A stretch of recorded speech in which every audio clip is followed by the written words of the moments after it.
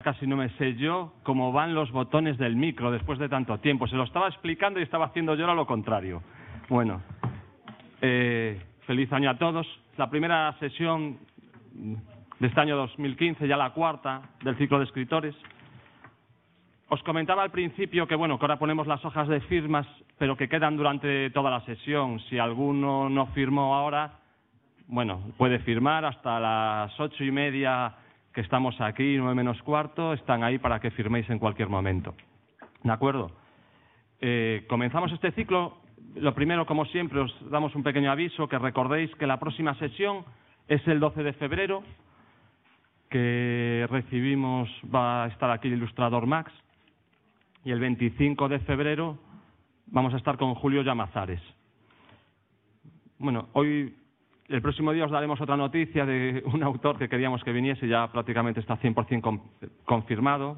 Lo comentamos esta semana ya cuando se cierre definitivamente, y ya va a quedar más o menos cerrado el calendario de todos los encuentros de este año que hemos ido contando a cuentagotas, porque algunas gestiones se han demorado mucho y tenéis que disculpar, pero es que a veces cada vez es más complejo dejar cerrado el programa. No como con Isaac y con Marta, que es una delicia tenerlos aquí y hablar con ellos en muy poco tiempo y que pudiesen estar aquí.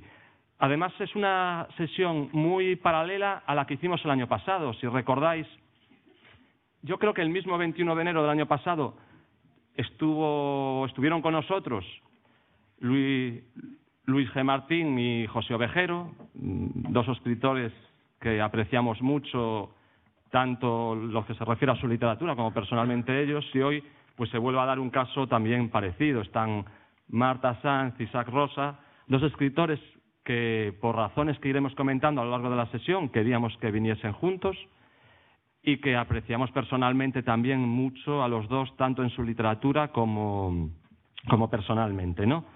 En su literatura porque, bueno, yo hace mucho tiempo que leo lo que escriben Marta e Isaac, y es una literatura que no te deja para nada indiferente, ¿no? Hago una breve presentación. Marta Sanz, ella es doctora en literatura contemporánea por la Universidad Complutense de Madrid. Durante muchos años fue profesora en la Universidad Antonio de Nebrija. Hoy en día es profesora en función lenguaje y en la Escuela de Escritores de Madrid. Ya nos gustaría, yo hablaba con algún compañero, que hay muchos talleres de escritura, de lectura, tener a alguien impartiendo los talleres como los imparte Marta, con esa visión tan aguda y crítica de la literatura. Pero hoy tenemos la suerte de tenerlo aquí como autora para comentar toda una obra narrativa. Tenéis aquí de Isaac y de Marta, que pese a ser dos autores bastante jóvenes, tienen una obra muy considerable, muy aceptada por la crítica. Y solamente os diré que, por ejemplo, las dos últimas novelas de Isaac y de Marta es Daniel Astor y La Caja Negra, y de Isaac es La Habitación Oscura, las dos publicadas en el 2013, van publicando el mismo año los dos, Su relación personal también parece que se transmuta aquí en la literatura. Pues estas dos novelas, todos los suplementos culturales, no solo uno, sino muchos suplementos culturales, las señalaron como dos de las mejores novelas que se habían escrito durante el 2013, ¿no? Bueno, reconocimiento además muy merecido en cuanto a su escritura. Marta publica su primera novela, que es El Frío, en Debate, en el año 95, le sigue Lenguas Muertas, en 97, Los Mejores Tiempos, Premio Ojo Crítico, Animales Domésticos, Susana y los Viejos, que fue finalista del Premio Nadal en el 2006, La Lección de Anatomía, que ahí ponemos anagrama, 2014, es una novela que aparece en RBA en el 2007, en el 2008, y que ha tenido ahora una reedición, pero yo diría que es una nueva versión de la novela, porque está revisada pero ampliada también, con un prólogo maravilloso, que os aconsejo que leáis la novela, y también el prólogo de Rafael Chirves, autor que ha estado aquí cerrando nuestro ciclo, no el año pasado, sino el año anterior, y con el cual Marta e Isaac yo creo que comparten también una visión de la sociedad muy similar y muy parecida, ¿no? A esta novela le sigue, hablamos de Lección de Anatomía, Black, Black, Black, que es una novela negra que, si Marta hoy está un poco agotada, porque le hemos dado un tute desde ayer visitando varios centros educativos. Hoy ha estado en la escuela el centro penitenciario de Teixeiro, una experiencia muy interesante que a veces hacemos con algunos autores que nos visitan, y bueno, ha hecho un un recorrido por la geografía de la provincia de La Coruña bastante amplio entre ayer y hoy. Es que, bueno, yo creo que le ha dado tiempo a descansar al mediodía para estar ahora fresca. Y ha estado con esta novela, que es una novela negra, su primera novela negra, que es de un detective y de su pareja, una pareja muy peculiar de detectives, Black, Black, Black. Su siguiente novela, con esta pareja de detectives, Un buen detective no se casa jamás. Y en el 2013, la novela que os comentaba, Premio Tigre Juan, Daniel Astor y la caja negra. Bueno, ha participado en antologías de relatos, tiene 3 libros de poesía muy interesantes que también recogemos en estas fotocopias que hoy os pasamos aquí, que son Vintage, Hardcore y Perra Mentirosa. Y este último poemario, Vintage, ha sido Premio de la Crítica de Madrid de Poesía 2013, también Premio Vargas Llosa de Relatos, etcétera, etcétera. Una autora que sus últimos libros aparecen todos en la editorial Anagrama, muy reconocida por la crítica, una excelente comunicadora, como vais a ver aquí. Isaac Rosa, bueno, aquí yo siempre vamos por apellidos, hoy hice la distinción de primero Marta y después Isaac, seguro que Javier después lo cambia, empieza por Isaac y deja después a Marta. Isaac nace en Sevilla, pasa mucho tiempo en Extremadura, ahora vive en Madrid. Yo, de hecho, pensé que llevaba menos tiempo viviendo en Madrid, aún dudé durante bastante tiempo si seguía viviendo en Extremadura o no, si vive en Madrid ya hace bastante tiempo. Escritor, periodista, colaborador habitual de medios de prensa digitales, de prensa escrita, como El País, Público, en la cadena SER en radio y muchísimos otros, ¿no? Publica en 1998 la obra de teatro Adiós muchachos. En el mismo año publica su primera novela, El ruido del mundo. Al año siguiente aparece La mala memoria, novela que ahora se ha también reeditado. Es una novela diferente, quizás con muchas partes de la anterior, porque conserva, que es otra maldita novela sobre la guerra civil. Pero va a ser la novela El vano ayer, en el 2004, la que le consagra con el premio Rómulo Gallegos, el premio Ojo Crítico, el premio de la crítica de Andalucía y el que yo creo que es un espaldarazo para un novelista como Isaac Rosa, ¿no? Posteriormente publica la novela El país del miedo, premio Fundación José Manuel Lara, la mejor novela del año, La mano invisible y La habitación oscura, ¿no? Es también autor del ensayo Kosovo, la cortada humanitaria, y de varios relatos que han aparecido en diversas antologías. Igual que antes hablamos de Marta, pues un autor, todas sus obras ahora aparecen publicadas en una editorial de referencia entre nosotros, como es Seis Barral. Le agradecemos que esté aquí porque es complicado por la vida hoy en día que tiene Isaac. Y cuando hagáis... Un profesor me decía el otro día, bueno, venimos a los encuentros a escuchar a los autores y a conocer a muchos autores que no conocemos o no hemos leído. Marta e Isaac nos van a dejar indiferente. Yo, después de leerme, había leído bastantes cosas de Isaac, no había leído La habitación del miedo. Ahora miro, cada vez que salgo y entro del garaje, miro detrás de las columnas, debajo del coche. No quiero entrar solo en casa, estoy un poco paranoico desde hace un mes porque me he leído la novela hace poco, esperé a que él viniese. Ya veréis cómo nos dejan indiferentes. Muchísimas gracias a los dos por estar hoy aquí con nosotros. Sí, hola, boas tardes, boas frescas e ventosas tardes, sobre todo para os que vides de lonxe, non?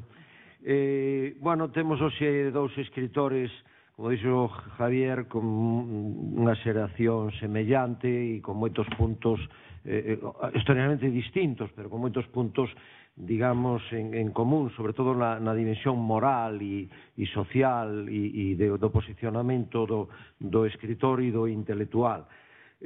Son xoves, pero con unha trayectoria, como dixo Javier, xa moi sólida e que agora inician unha plena madurez que, cando deu estes froitos, a verdade é que se poden esperar obras de envergadura. Practican ambos os dous unha literatura que está nas antípodas, todo o contrario da literatura ensimismada que estamos afeitos tantas veces, comercial, que ás veces ten moi bo nivel, está moi ben e cousas moi interesantes, pero realmente eles fan unha literatura máis intranquilizadora, acaba de dicilo Javier, unha literatura que tende a sacudir a tranquilidade, a condición ruminante do lector, do espectador. Tenden a romper os clixés, as represións e a mirar as cousas desde un ángulo sempre máis inquietante. É unha literatura, polo tanto, que desperta e realmente podíamos poñerlle claramente a condición de emancipadora, unha literatura liberadora, que nos senta moi ben, aínda que nos pon moitas veces moi nerviosos e nos remove moito no asento cando a lemos. Ambos os dous teñen unha relación creativa e crítica intensa coa nosa época, son escritores moi do noso zeitgeist e se nota ese puxilato coa realidade que estamos vivindo, tan crítica, tan dura en tantos aspectos, tan cambiante, tan rápida e tan inquietante. Ambos os dous teñen unha exploración técnica moi aberta, dominan moitas técnicas moi variadas e teñen un alto dominio técnico do que é o produto narrativo, o produto creativo. Entón, vese unha alta creatividade en todos os planos do discurso narrativo. E o que veñen facer, no fondo, é unha disección da civilización, entre comillas, ou incivilización actual, neoliberal, a cultura, a situación dominantes, pero non dunha maneira abstrata, sino centrada nos seres humanos e nos seus sofrimentos, nos seus problemas, na súa loita pola vida. Marta Sanz é poeta, ademais de narradora, ten 3 poemarios, ten unha linguaxe xeralmente coloquial na súa obra, traballa verso libre, sempre traballa verso libre, hagas algún poema en prosa, con certo desenvolvemento, unha certa extensión, e basease na súa experiencia persoal, pero que ten moito de social, e de crítica, de crítica das cousas. O tema da infancia, o tema da memoria, a memoria está moi presente tamén en Isá Rosa, o tema do sexo, do corpo, é un tema xa o enfatiza tamén nun espléndido prólogo Chirves, dos prólogos a súa narrativa, a historia lle persoal, a desmitificación, a soidade, a dor, a intimidade, e logo ten ensaio, escribe moito tamén en prensa, en revistas, ten un ensaio, un libro que recompila reflexións ensaísticas, ideas, que se chama No tan incendiario, que é moi interesante para coñecer o pensamento e as reflexións que ten ela sobre a cultura, sobre moitísimos temas presentes.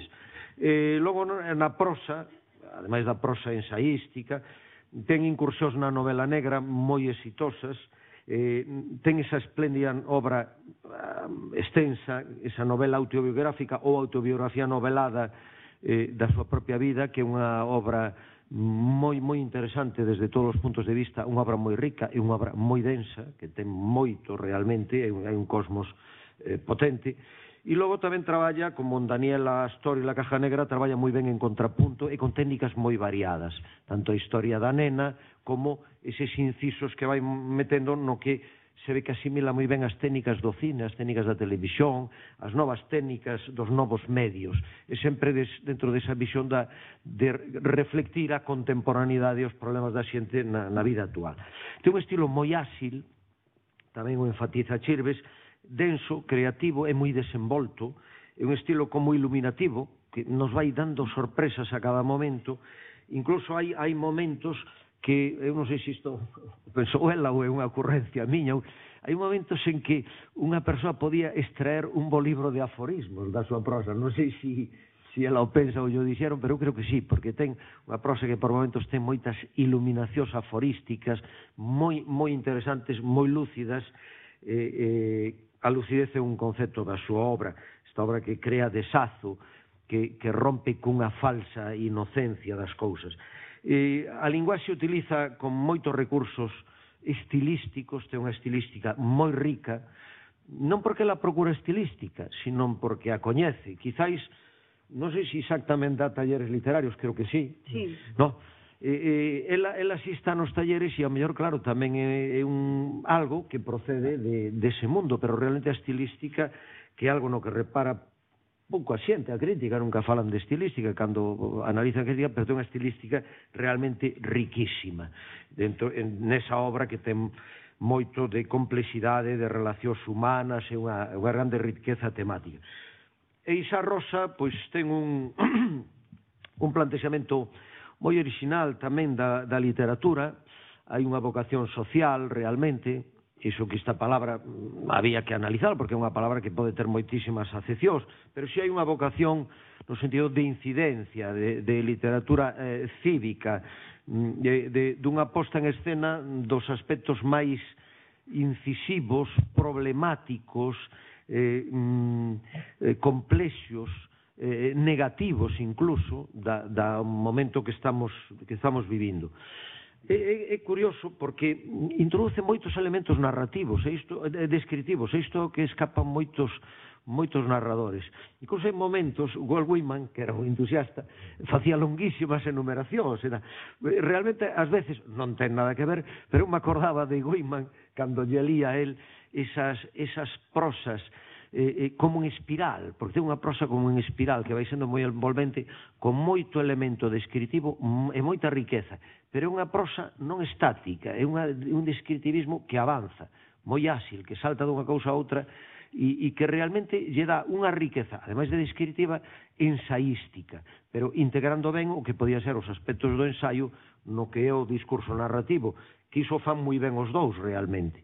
El faino tamén moito nas obras como en El vano ayer, en algunhas da Guerra Civil, outra maldita novela sobre a Guerra Civil, titula el, no?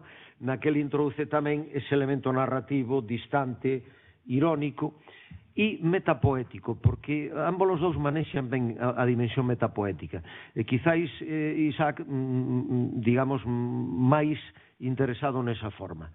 Sempre nas súas novelas estamos vendo moitas veces o propio proceso de creación da novela. El mesmo non los desvela como un mago que nos di, é que isto é así, e non lo pon, pero dunha maneira realmente que o fai moi ben.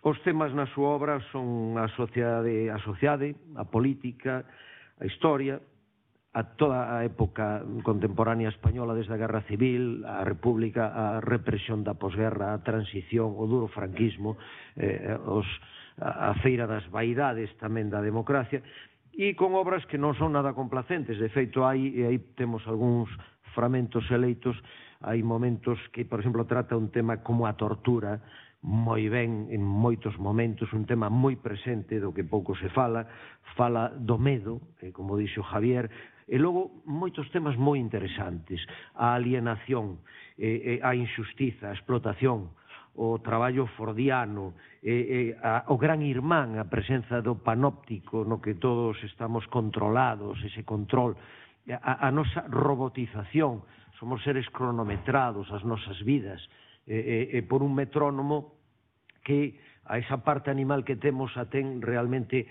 coartada e cousificada. Eu creo que aí hai un valor sociolóxico e humano elevado na súa obra. Utiliza moi ben a ironía e como Marta, ambos os dous teñen unha lucidez de cirurxián, penetrando as cousas. Son xoves e reconforta ver que ben xente xove aí atrás, moi inquieta e dando badaladas e dando puñadas intensas nunha realidade que é moi dura, esa lucidez, ese sentido moral e incisivo da literatura realmente é de agradecer toda esa capacidade de observación e de mundos que nos lembran moito, obviamente, aos grandes, a Rulfo, a Kafka, a Beckett, a Hermann Broh, as experimentacións do Oulipo. Eu creo que son dous escritores moi sólidos e que, ademais de escritores, de creadores, se pode dicir claramente, son intelectuais do seu traballo. Será un placer telos aquí e, bueno, eu creo que será unha experiencia moi agradable e imos aprender moitas cousas e disfrutar moito desas obras que realmente vos las aconsellamos e algunhas delas son moi interesantes para poñer en bacharelato e en cuarto de eso, por exemplo. Son obras moi interesantes. Moitas grazas e, bueno, xa vos pasamos a palabra.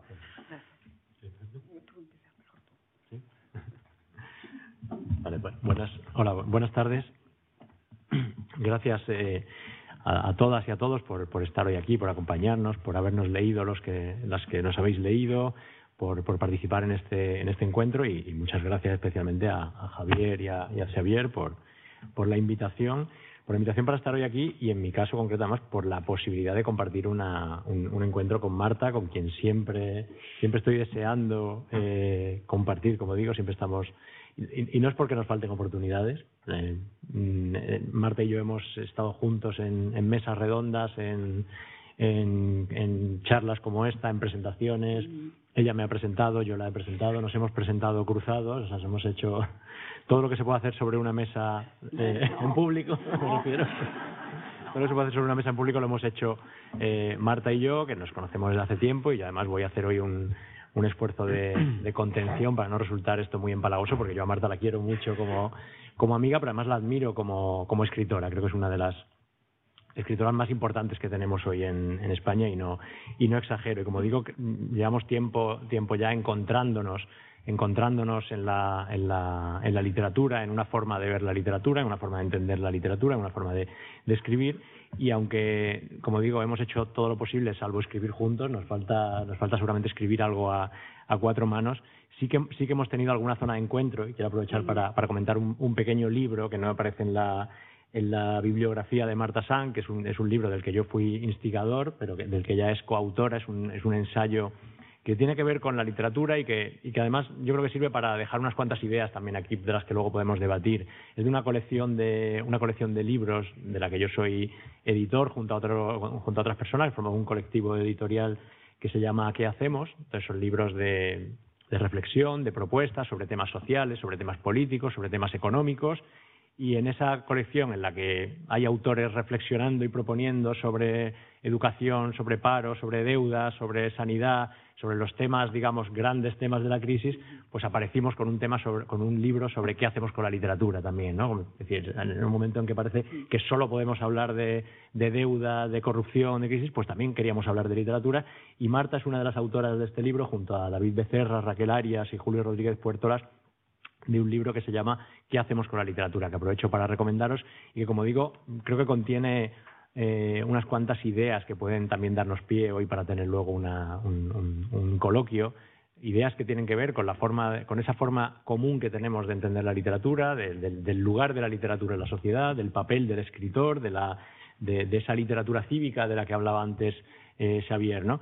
Y yo, usando de pie precisamente el libro, quería dejar aquí algunas ideas que tienen que ver con mi literatura, pero yendo un poco más allá, como digo, para provocar un poco también ese coloquio, porque a mí la verdad es que me gusta mucho hablar de literatura, me gusta hablar en mesa redonda, pero me cuesta mucho hablar de mi literatura, que sé que es a lo que hemos venido hoy, hablar de nuestra obra, ¿no? Me cuesta mucho, no por ningún tipo de pudor, sino porque yo tengo la sensación de que todo lo que tengo que decir lo digo en mis libros, ¿no? Que es como que me resulta redundante yo mismo hablando de temas de los que ya he escrito. Entonces, quería dejar, como digo, aquí algunas ideas que tienen que ver con lo que comentaba antes Xavier, ¿no? Con esa idea de la literatura como intervención, con esa vocación social que en efecto tengo como escritor, ¿no? Pero que tienen que ver también con el momento que estamos viviendo ahora, ¿no? Y con el lugar de la literatura también en este momento que vivimos, ¿no? Y venía pensando en esto cuando venía hoy para Coruña en el avión, ¿no? Y pensaba que si yo tuviera que presentarme hoy ante vosotros, si tuviera que decir en qué estado me encuentro como escritor, ¿no? Yo me diría yo os diría que soy un escritor en crisis, o sea, me consideraría un escritor en crisis, ¿no? Y ahora os explicaré por qué, pero escritor, no escritor en crisis en el sentido de escritor en tiempos de crisis, escritor sobre la crisis, sino un escritor en crisis, ¿no? Un escritor que está pasando una crisis.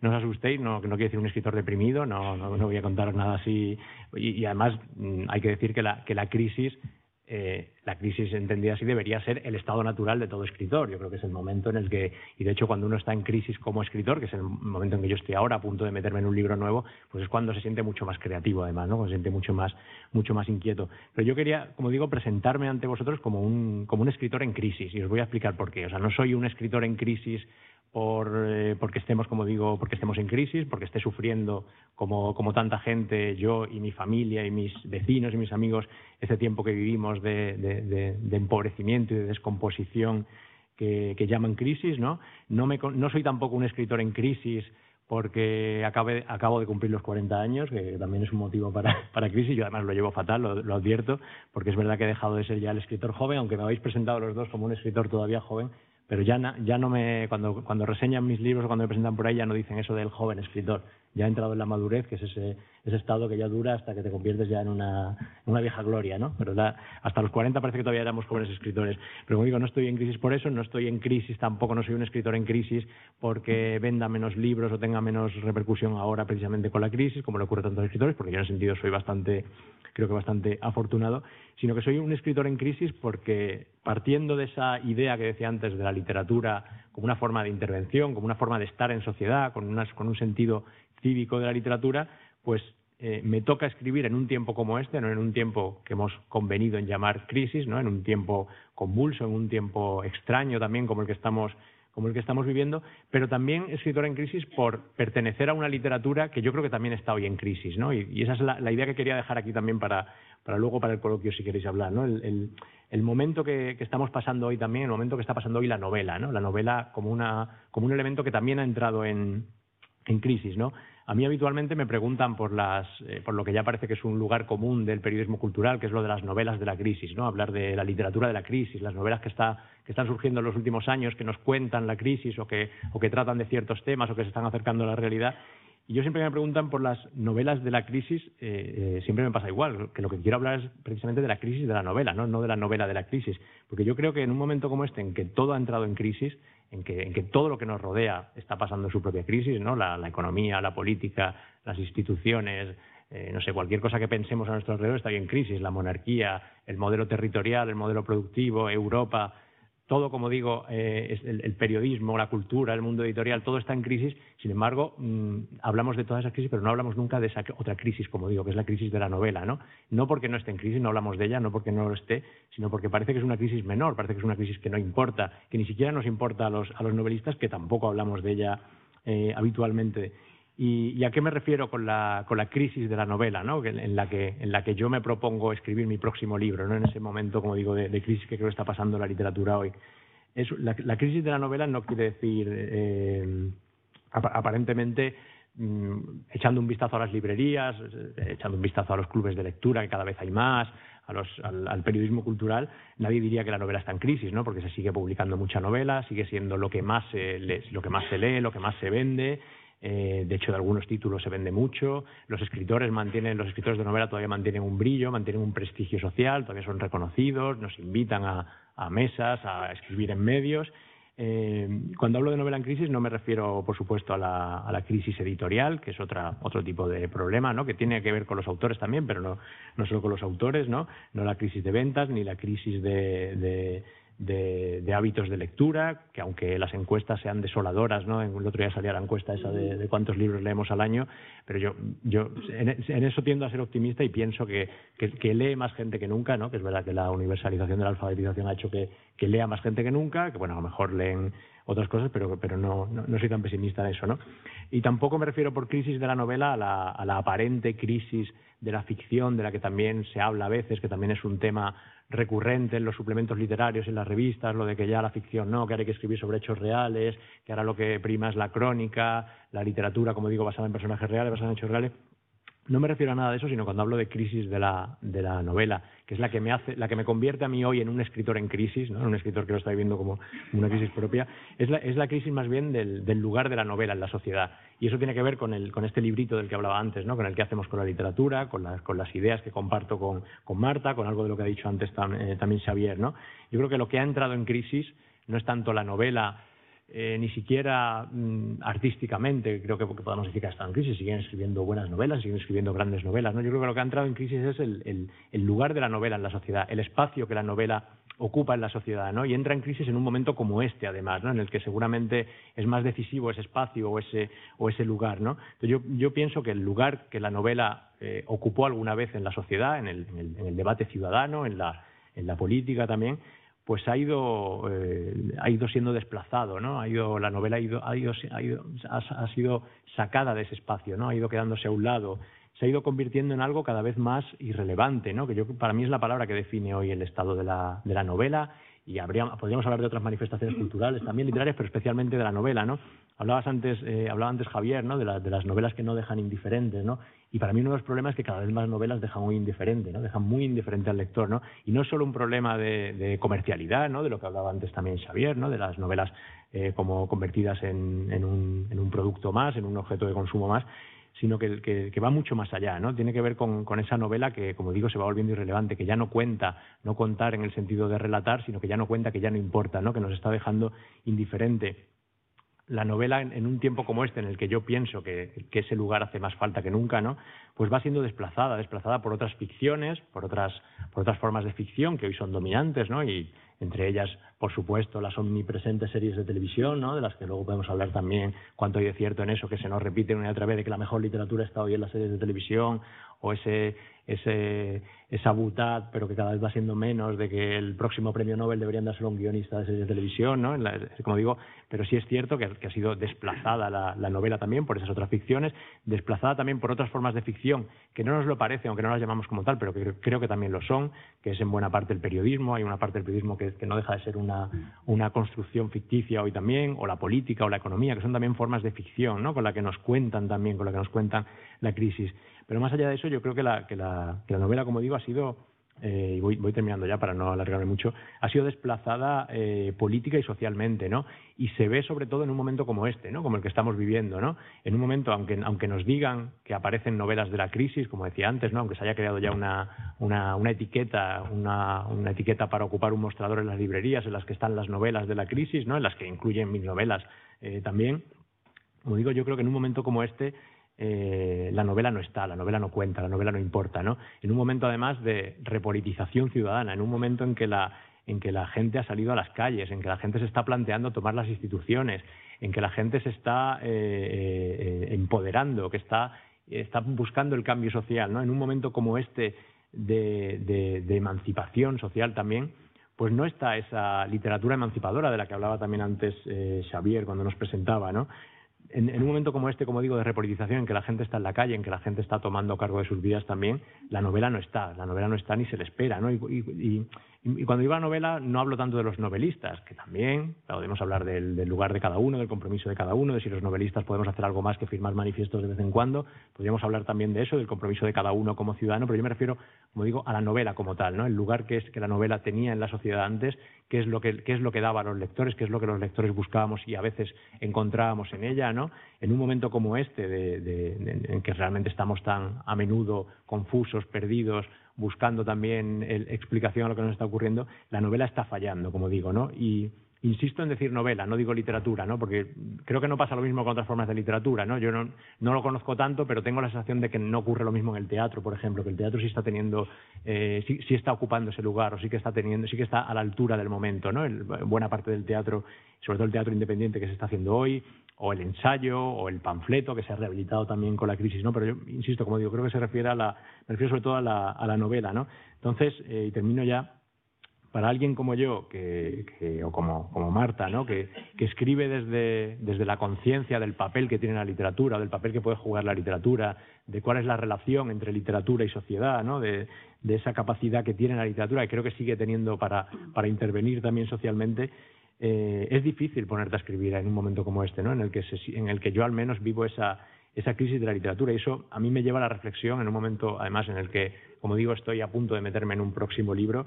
Me hace preguntarme cómo escribir, o sea, cómo se puede escribir en un tiempo como este, ¿no? Cómo escribir, desde dónde escribir, hacia dónde escribir, para quién escribir y con quién escribir también, ¿no? Con quiénes escribiré esa próxima novela.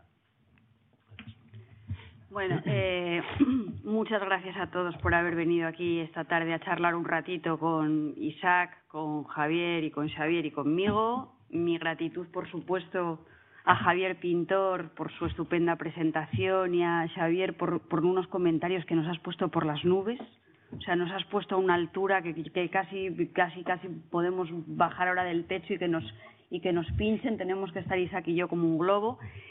Y yo también estoy especialmente contenta, y ahora vamos al capítulo Babas, que decía Isaac, de estar aquí con Isaac compartiendo esta tarde, porque es verdad que somos buenos amigos, que tenemos una visión de la literatura y del mundo probablemente muy próxima, que los dos vivimos en Madrid, que nos presentamos los libros el uno al otro en numerosísimas ocasiones, y también es verdad que no tenemos tiempo para tomarnos una caña, nunca, con lo cual hacía mucho que no nos veíamos y tenemos que coincidir aquí en A Coruña.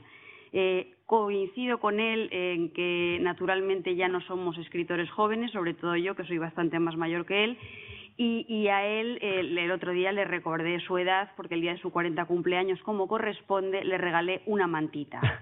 Yo creo que a partir de los 40 años no te mojes la barriga o como se diga, y pensé, lo ideal para Isaac tiene que ser una mantita de lana, que creo que usan sus hijas, no él, pero yo le recomiendo que la use a él por lo que pueda pasar.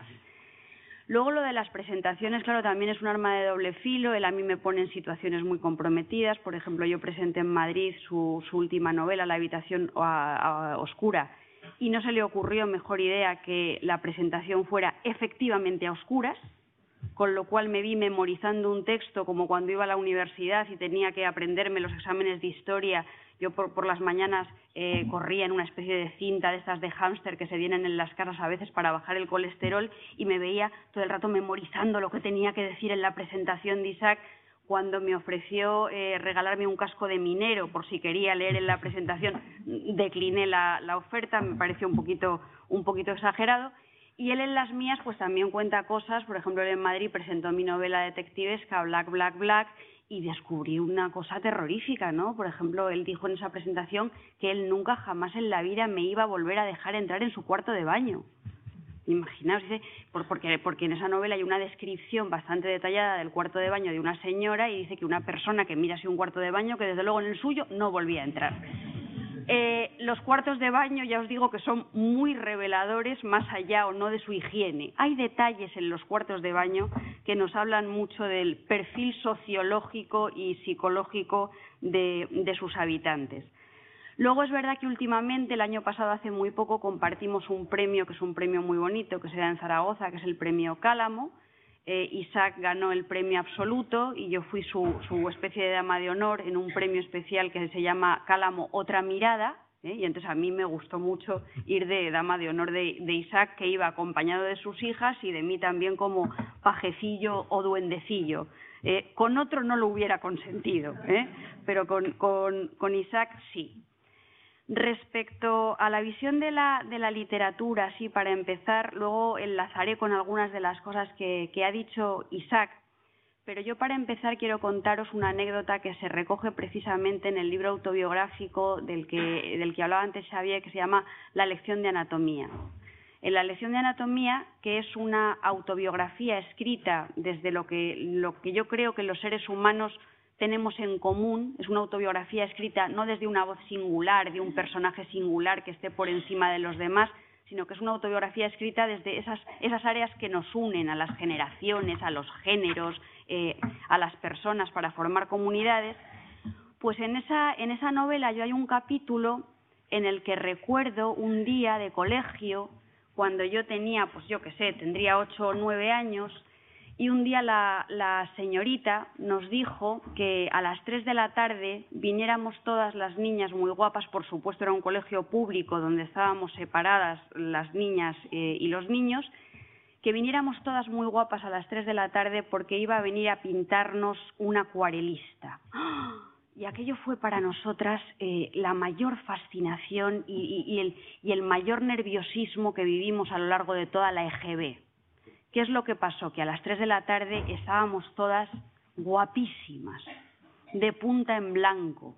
Yo me dejé poner horquillas en la cabeza, que era algo que no me dejaba poner nunca. Me puse mis mejores calcetines de perlé. Metí la tripita de niña que comía bocadillos de chorizo con mantequilla propios de la época. Y yo recuerdo que todas las niñas estábamos posando un poco en nuestros pupitres ahí, poníamos gestitos, poníamos morritos, mientras el señor Brienmayer pasaba por el aula de un lado para otro para elegir a la niña que iba a ser pintada. Por supuesto, yo creo que desde la soberbia de la infancia, esa que tenemos algunos, yo creo que todas pensábamos que íbamos a ser la elegida, por supuesto, porque éramos la más guapa, la más lista, yo era la que más pecas tenía, por lo menos, yo era un elemento muy exótico en Benidorm, que es donde pasé mi también exótica infancia, y entonces ante nuestra sorpresa de repente Brienmayer, en lugar de elegirme a mí, que era por supuesto a quien tenía que haber elegido, eligió a una niña que se llamaba Dolores, de la que me acordaré toda mi vida, que para mí y para el resto de la clase era como una especie de niña marginal. era una de esas niñas que se dormían en el perchero de los abrigos, era una niña que estaba muy gorda, era una niña que a veces se le caían los mocos, era una niña que le hacía a su madre unos ponchos así como de estos de lana, de colorines, que a nosotras nos parecían lo peor, unos ponchos con borlas espantosos, y de repente este señor elige a Dolores y por arte de magia, cuando Dolores es pintada por el pincel del acuarelista, ante nuestros ojos, ante los ojos de toda la clase, Dolores se convierte en otra cosa completamente distinta. Dolores gana brillo. Nos damos cuenta de lo guapísima que en realidad es Dolores, de lo grandes que son sus ojos, de lo bien que está perfilada su boca, de la intensidad de su expresión. Nos damos cuenta de todo. Y en ese momento de mi vida yo tengo una cosa que tienen mucho los artistas más o menos pijos o más o menos cursis, yo tengo una epifanía. Hago un descubrimiento fundamental en mi vida y es que no voy a poder ser nunca musa. Yo lo que he querido ser toda mi vida es musa. Yo lo que he querido ser toda mi vida es muy guapa. Yo lo que he querido ser toda mi vida es esa mujer maravillosa a la que de repente un artista brillante refleja en un cuadro iluminándola en sus mejores perfiles. Entonces, yo en ese momento, a mis 10 años, pues tuve esa epifanía, que menos mal que la tuve pronto, y me di cuenta de que no podía ser musa, que lo que yo tenía que ser no era objeto de la narración, que yo tenía que ser el sujeto de mis propias narraciones.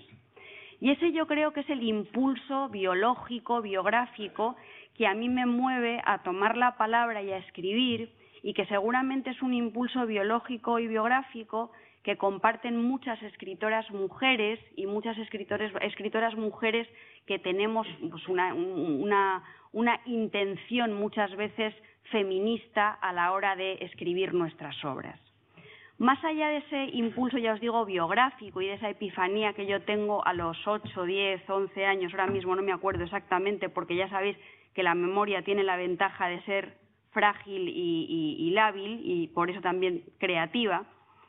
En todo lo demás, en lo que es mi concepción de la literatura, yo comparto absolutamente la idea de crisis que planteaba Isaac y tengo una visión de la literatura que, aunque esté muy mal visto, y esto lo ha apuntado también Xavier en su intervención, yo tengo una visión de la literatura que es profundamente política, o por lo menos que es profundamente ideológica. Yo creo que todos los discursos que se producen, que se entregan, que conforman eso que llamamos la civilización o la cultura de una determinada sociedad, tienen una proyección ideológica, parten de una cosmovisión, asumen unos valores.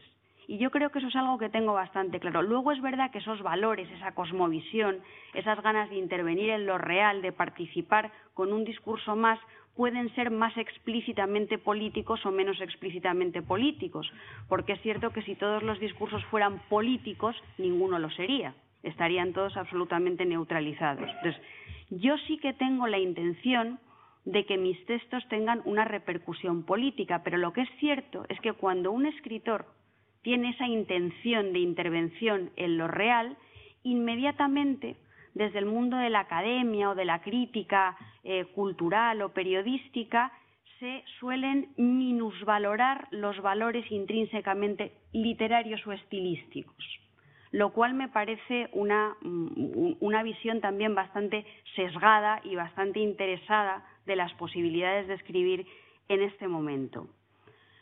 Cuando yo digo que me interesa la literatura política, aquí voy a parafrasear algo que escribí una vez en una columna del Cultural, donde yo colaboro una vez al mes.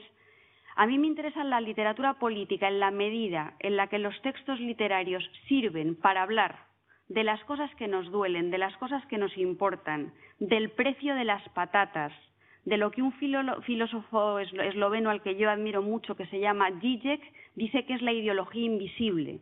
Esas cosas que forman parte de nuestra vida cotidiana, pero que ya no percibimos como ideología, que ya hemos interiorizado absolutamente, que hemos naturalizado, que no parecen valores y que sin embargo lo son. Yo creo que mis libros y los libros de Isaac, por supuesto, también hablan de esas cosas.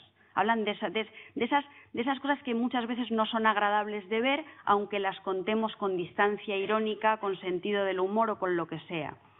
Pero al mismo tiempo también creo, y esto enlaza con la crisis de la literatura de la que hablaba Isaac, que cuando uno tiene la pretensión de visibilizar esas zonas amargas de lo real, no puede hacerlo con un tipo de literatura gastada, con un tipo de literatura o con unos géneros literarios o con unos recursos retóricos que sean complacientes sistemáticamente para el lector, que no supongan para el lector algún tipo de reto, que no formulen al lector preguntas, que no le coloquen en la tesitura de ampliar su visión del mundo. Entonces, se trata, insisto, de hablar del precio de las patatas, pero hacerlo con unos lenguajes literarios, con unas formas literarias que no conviertan exclusivamente a los lectores en clientes, en consumidores de productos culturales previsibles, cómodos y complacientes, que a menudo además nos sirven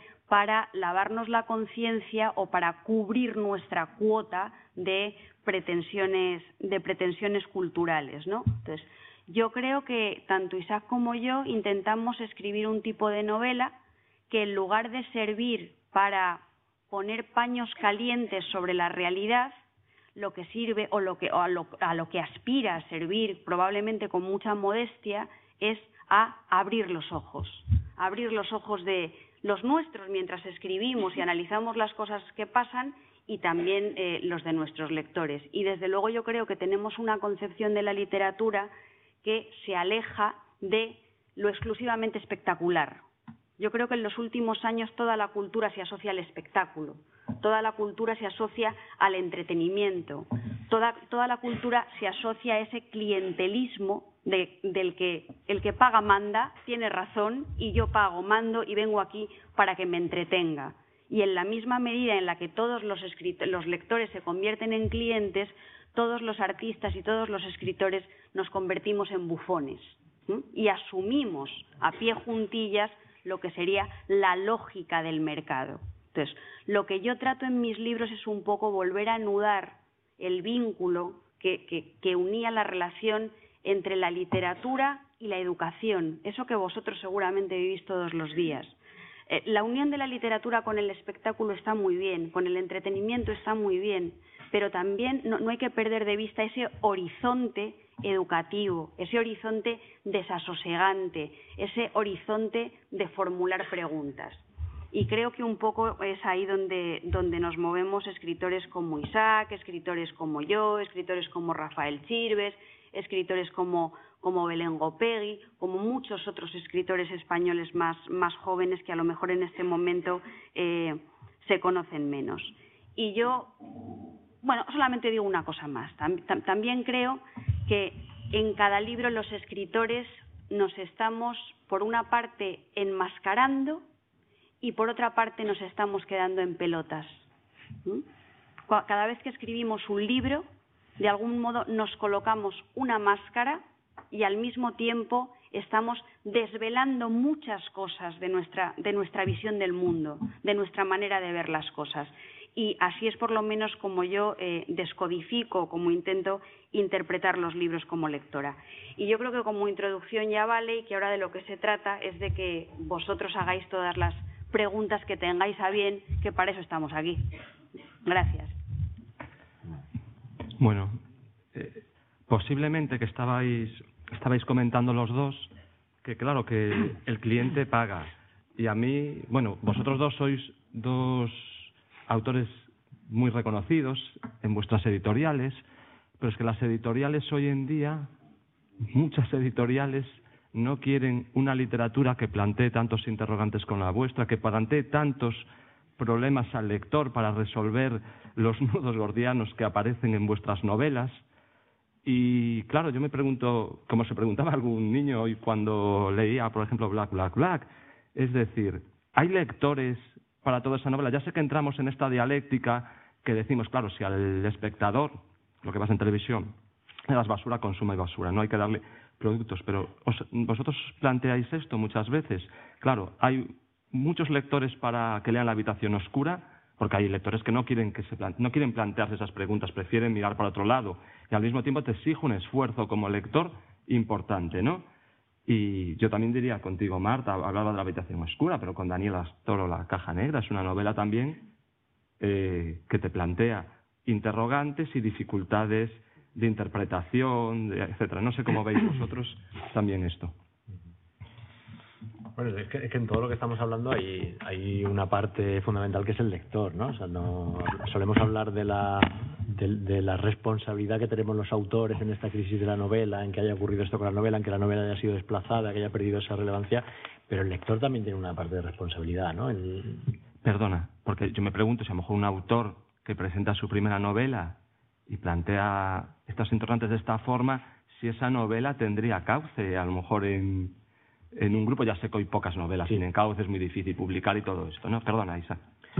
Bueno, lo interesante yo creo que es por donde iba Marta y por donde va su literatura, ¿no? Es que es una literatura política, evidentemente, pero Marta lo hace de tal manera, yo lo intento, Marta lo hace directamente, lo hace de tal manera, quiero decir, desde una complejidad, desde una incomodidad para el lector, porque también hay veces que con novelas o películas o otras obras que aparentemente son de tema social, de tema político, también existe una gran complacencia con el lector muchas veces, ¿no? O sea, hay muchas obras que aparentemente son de grandes temas humanos, de grandes temas sociales, que nos hacen sentir muy cómodos también como lectores, ¿no? Que no nos enfrentan a ningún tipo de conflicto, ¿no? Que no nos mueven la silla, ¿no? Entonces yo iría más, porque hoy parece que las editoriales, ya que hablamos de las editoriales, pues hay editoriales que estarían buscando novelas sobre la crisis, porque es cierto que hay un interés, ¿no? Que los lectores están buscando también libros para interpretar lo que nos está ocurriendo, y sí que parece que se ha abierto también un mercado para la literatura de la crisis, llamémosla como queramos, ¿no? La literatura de lo que nos está ocurriendo, ¿no?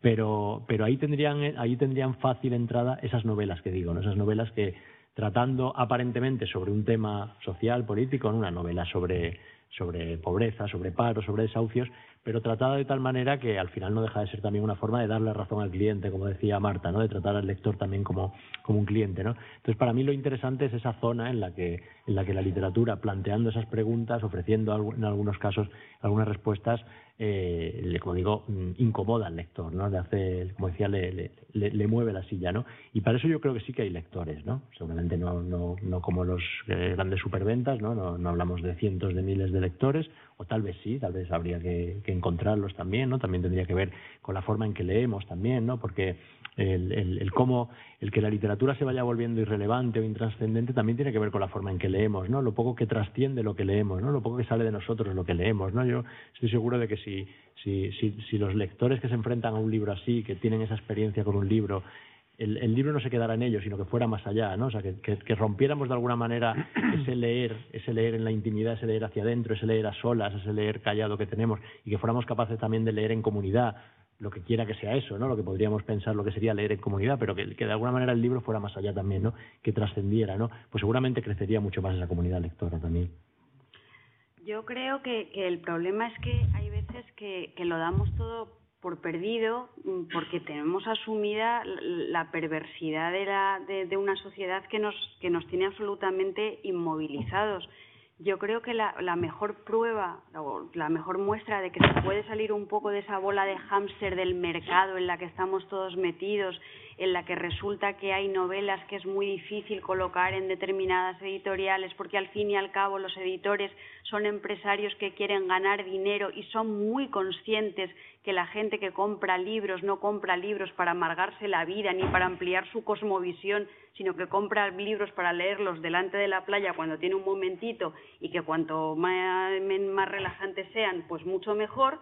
Yo creo que esa dinámica, que es completamente perversa, pero que está asumida por editores, por lectores e incluso por los propios escritores que se autocensuran e intentan contar historias agradables y llevaderas para poder llegar a un mayor número de gente, todo eso que es perverso y que lo tenemos completamente asumido, se desdice en, como decía Isaac, cualquier experiencia de lectura comunitaria. Cuando tú vas a un club de lectura y compartes lo que tú quieres hacer con gente que te ha leído o con gente que te va a leer, la interacción que se crea, lo fructífero que es eso, la cantidad de ideas que salen, es una cosa maravillosa. Y el otro lugar donde desde luego se contradice eso es en las experiencias como la que yo he tenido ayer y hoy en los institutos con los chavales. O sea, hablamos muchas veces muy mal de los chavales, de los jóvenes y de no sé qué. Yo hoy me he quedado completamente alucinada con las preguntas que me han hecho alumnos de cuarto de la ESO sobre una novela tan compleja como Black, Black, Black. Absolutamente alucinada. O sea, me han hecho preguntas, pero lucidísimas, sobre los mecanismos retóricos, por qué hay una introducción aquí de un diario, por qué empieza con un detective y de repente el detective desaparece, por qué es tan importante en la novela la presencia del color rojo. Y entonces tú dices, joder, nos quejamos de los lectores, pensamos que los libros son cosas insípidas, inanes o que ya no valen para nada, y luego te das cuenta de que cuando los libros se trabajan bien, cuando los libros se hablan, cuando se comparten las lecturas, las interpretaciones, los libros todavía son una fuente importantísima de conocimiento, no solamente por lo que cuentan, sino por eso, por las preguntas que suscitan. Entonces yo creo que tenemos un poco que privilegiar esa experiencia que tenemos con los libros a veces en las aulas y en la cotidianidad para neutralizar la idea absolutamente perversa de que la literatura es un objeto accesorio y ornamental que está metido dentro de un mercado donde lo que más vende es lo más entretenido y lo menos sangrante y lo más placebo o pacífico posible. Yo estaba pensando que estaba recordando, ¿no?, que uno de los libros, hablando de esa comunidad de lectores, si existe, cuántos son, si son muchos o pocos, uno de los libros más vendidos de los 2 últimos años fue En la orilla, de Chirves, ¿no?, que es una novela que cualquiera que la haya leído es una novela de la que sales tocado, ¿no? O sea, no es una novela... Incluso hundido. Incluso hundido, no es una novela fácil.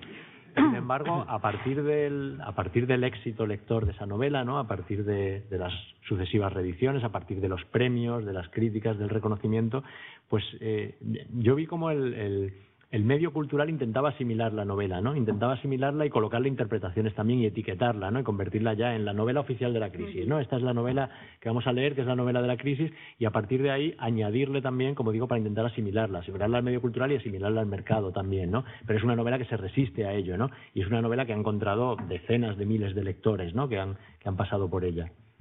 Sí, bueno, nosotros aquí, Chirves vino a hablar de esta novela y de más cosas cuando la publicó. Y sí que a mí me resulta un fenómeno curioso esta novela, ¿no? Me parece una novela impresionante, y creo que aquí mucha gente que ha estado la ha leído, pero es una novela, yo también la entiendo con muchas novelas vuestras, porque hay una novela de tesis más fácil, y en una novela de tesis o de denuncia, como queramos llamarle, o una novela de emergencia, porque hay muchas etiquetas para este tipo de novelística, que es lo que os decía antes, que es muy compleja estructuralmente también para el lector. Pero sí que es verdad, y Marta hablaba hoy, bueno, pues estuvo en un instituto que, claro, es un instituto que hay un grupo de profesores coordinando unos clubes de lectura que hacen una labor, los chavales impresionante, pero los profesores de esto, de que les puedes llevar a quien sea, bueno, un trabajo increíble, como hay en muchos centros educativos en Galicia, que yo le contaba a Marta eso, que hay pues más de 300 clubes de lectura en los centros, y que yo creo que en Galicia somos bastante privilegiados en ese sentido. Sí, no, es que ahí tocáis un tema que yo creo que es muy interesante, pero yo en casi todas vuestras novelas, o en todas, si hablamos francamente, cuando lo estaba leyendo me van ganas de dejarlas. Porque claro, uno en su momento libre, entre comillas, ¿no? Se gasta un dinero en una cosa y encima te están dando, ¿no?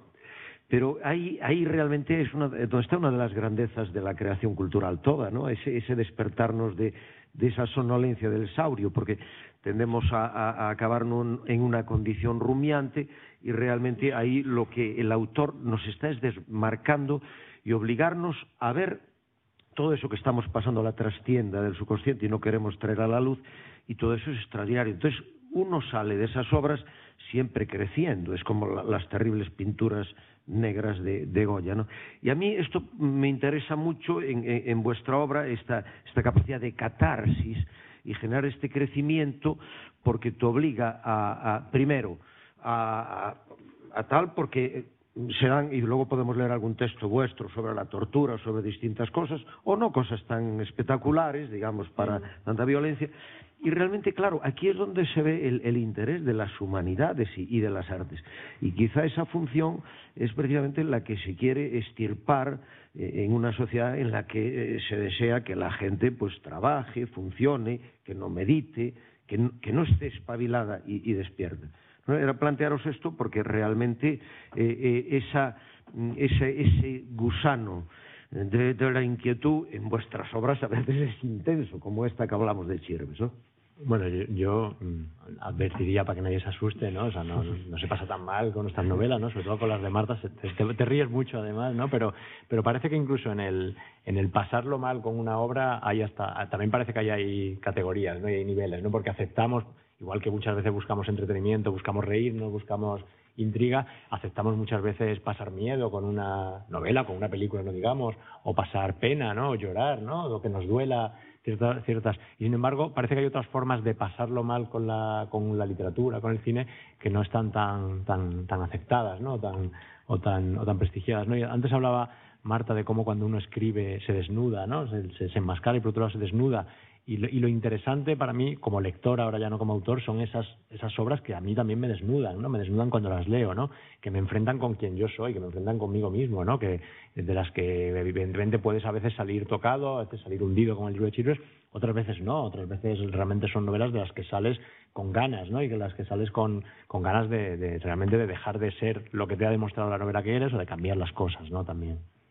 Yo creo que en esto que estaba comentando antes Xavier de las humanidades y que también afecta a la literatura, por supuesto, yo creo que nos movemos a veces, tanto como escritores como lectores, en un binomio que para mí es falso. O se tiene una visión de la literatura absolutamente banal, como una cosa accesoria, secundaria, para pasar el rato, que cuenta tonterías y tal, o se tiene una visión absolutamente sacralizada.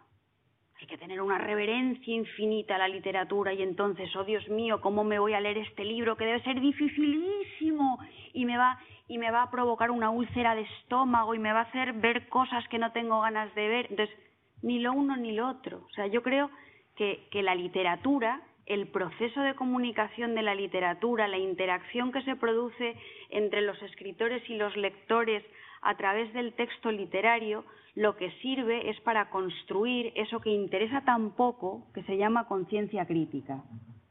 Y entonces, cuando yo hablo de la construcción de la conciencia crítica, hablo tanto del lector como del escritor, porque parece que el lector es el único que se tiene que formar, aprender, no sé qué, abrir los ojos. No. O sea, yo creo que la literatura es un instrumento óptico, una herramienta de conocimiento, pero no solo para el que la lee, sino también para el que la escribe. Yo creo que nosotros cuando estamos escribiendo hay cosas a priori que queremos contar, hay cosas que queremos decir, que por eso cogemos la palabra en público, porque si no, no merecería la pena.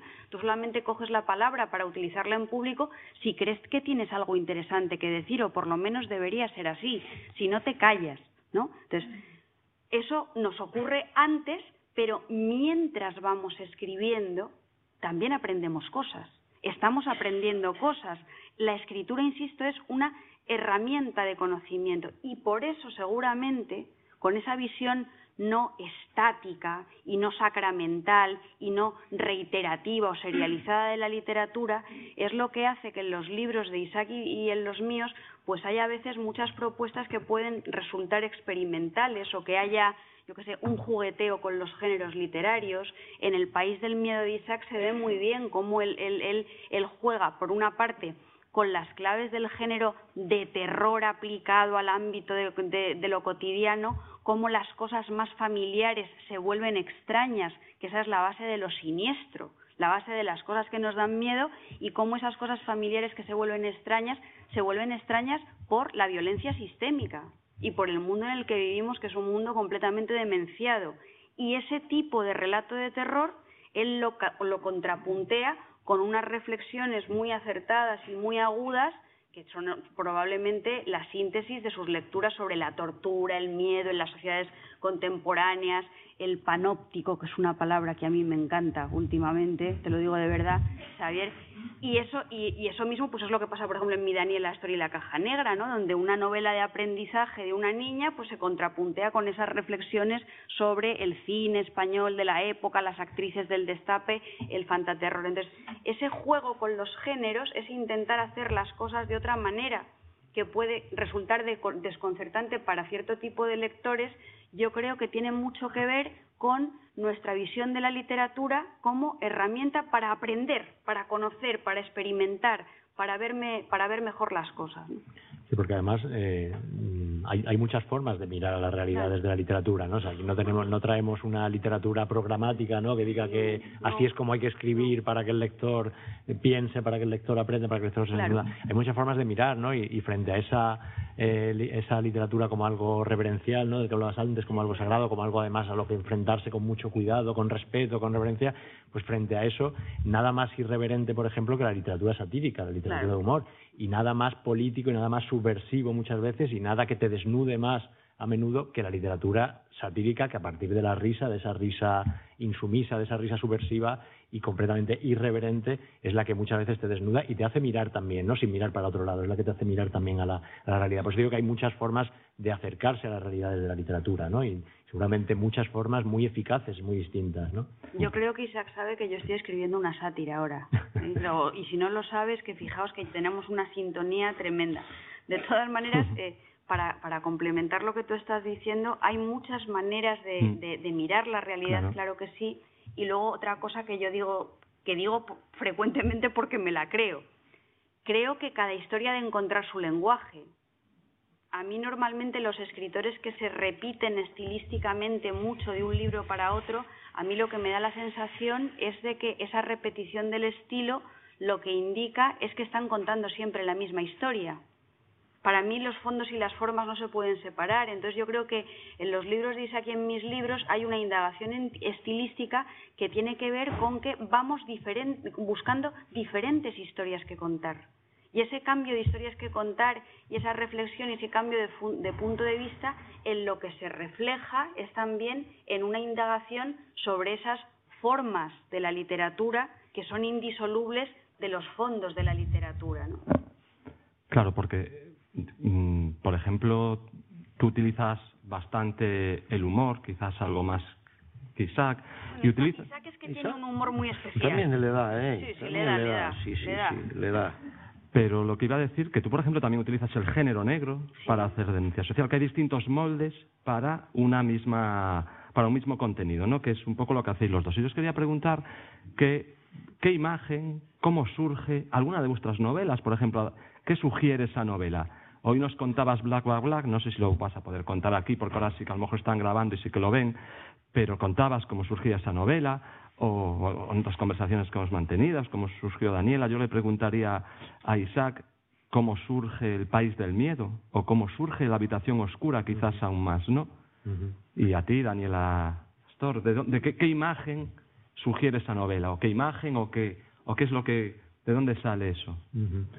Pues en mi caso suele ser una mezcla de razón y de intuición, ¿no? Que está ahí muchas veces, que a veces tira más hacia la razón, a veces más hacia la intuición. Pero yo la verdad es que todas mis novelas, salvo La habitación oscura, han partido digamos, del tema, ¿no? Es decir, quiero escribir una novela sobre el franquismo, la memoria histórica, ¿no? Quiero escribir una novela sobre el mundo del trabajo o sobre la sociedad del miedo, ¿no?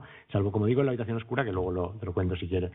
Entonces, en esos casos, era el plantearme quiero escribir una novela, no es decir quiero una novela sobre este tema, no es quiero saber sobre este tema, ¿no? Hablaba antes Marta de la escritura como una forma de conocer también, ¿no? Para mí escribir es una forma de pensar, es una forma de pensar por escrito, ¿no? De realmente desarrollar una idea, ¿no? De hacerme las preguntas yo mismo, de buscar las respuestas, ¿no? Entonces, a partir de ese primer propósito, ¿no? Por ejemplo, en La mano invisible, ¿no? Quiero escribir una novela sobre el mundo del trabajo, sobre qué está pasando en el mundo del trabajo y además sobre por qué la literatura no mira al mundo del trabajo, ¿no? Pues a partir de ahí ya vas buscando la historia, vas buscando el lenguaje, pero dentro de ese punto de partida racional siempre hay un momento en que hace así, ¿no? O sea, hay un momento de como digo, mucho más instintivo también, ¿no? Mucho más en el que de repente se te cruza, de repente aparece la imagen, ¿no? Te das cuenta de cuál es la voz, desde dónde quieres contarla, ¿no? Como digo, para mí eso ha ocurrido en todas mis novelas, salvo la última, tal vez, en La habitación oscura, que es la que no surge de un tema, sino que surge de una imagen, ¿no? Que es la imagen de la habitación, ¿no? De una habitación, ¿no? O sea, en un momento en que yo estaba intentando escribir una novela precisamente de la crisis, ¿no? Pongámosle las comillas, ¿no? En la que yo estaba intentando escribir una novela sobre lo que nos está pasando, sobre dónde estamos, ¿no? Sobre cómo hemos llegado hasta aquí, y no era capaz, ¿no? Porque todo lo que me salía eran novelas, como decía antes, desde la denuncia, pero complacientes también, o novelas fáciles, ¿no? Y buscando cómo contarme lo que me está ocurriendo, cómo contárselo a los demás también, pues de repente apareció esa imagen, ¿no? Apareció esa imagen de una habitación en la que apareció, como digo, como imagen, ¿no? Pensando en una habitación, un espacio cerrado en el que un grupo de gente entra y está a oscuras y ocurren cosas, ¿no? Y a partir de ahí fui entrando yo también en esa habitación y viendo qué podía sacar de ahí, ¿no? Para qué podía servirme, ¿no? Y me di cuenta de cómo eso era el lugar desde donde contarla, ¿no? Entonces yo cuando intento escribir una novela, como digo, sobre determinado tema, ¿no? A partir de esa idea del trabajo, la crisis, el miedo, la memoria histórica, pues lo primero que me propongo es, a la hora de buscar, como digo, desde dónde contarla, desde dónde mirar el lector también, lo primero que intento es sacar el tema de contexto, ¿no? De sacarlo de su lugar natural, ¿no? Porque como hablaba antes Marta, ¿no? De algo tan propio del tiempo que vivimos, del capitalismo, ¿no? De esa ideología invisible, ¿no? Que está naturalizada, ¿no? Cuando uno intenta escribir una novela sobre el mundo del trabajo, ¿no? Pues el primer impulso es escribir una novela sobre un grupo de trabajadores en una empresa que les ocurre cualquier tipo de conflicto, que hay una huelga o que hay un accidente o lo que sea, ¿no? Entonces te das cuenta de que contar esa historia, contarla así sin más, lo que hace es situar al lector en unas categorías reconocibles, ¿no? Que hace que no se enfrente con lo que de extraño y de conflictivo hay en el mundo del trabajo, ¿no? Porque lo que hace es ver al final algo que está naturalizado, ¿no? Que es que todos trabajamos, que la gente tiene que trabajar, que el trabajo forma parte de nuestras vidas, que el trabajo nos realiza, todo lo que queramos, ¿no? Entonces lo que intento es sacarlo de su lugar natural, mirarlo desde otro lado, ¿no? O sea, desenfocarlo también, ¿no? Mirarlo bajo otra luz, ¿no? En el caso de La mano invisible, pues coger el mundo del trabajo y en vez de colocarlo en una empresa, colocarlo en un escenario, bajo focos, ¿no? Colocarlo en una especie de teatro, ¿no? En el caso de La habitación oscura, pues querer mirar la sociedad, pero hacerlo desde un lugar tan extraño como es una habitación oscura, desde dentro además, ¿no? O sea, en vez de salir a la calle, encerrarte para mirar lo que está pasando afuera, ¿no? Y mira, hemos hecho una intervención muy interesante, todo desde el punto de vista teórico. Y ahora que estamos bajando un poquito a las obras, a lo mejor era interesante en este momento leer un fragmentito. Yo propondría, a menos que tengas otro, por ejemplo, en la página 7, porque hay muchos momentos muy interesantes sobre el mundo del trabajo. Es decir, es un libro que está espléndidamente hecho. Y hay varios fragmentos incluso aquí, pero por ejemplo, que está abajo de todo, yo creo que da mucha idea de muchos aspectos del trabajo, incluso negativos: cronometrización, explotación, rutina, alienación. No sé, yo propondría, si te apetece, leerlo. Claro, nuestro público prefiere que lo leas tú, si no lo leemos nosotros. ¿Te animas? Sí. Por ejemplo, ese fragmento había comprobado, o también está muy bien el que viene después en la página 7, por ejemplo, un lunes levantarse.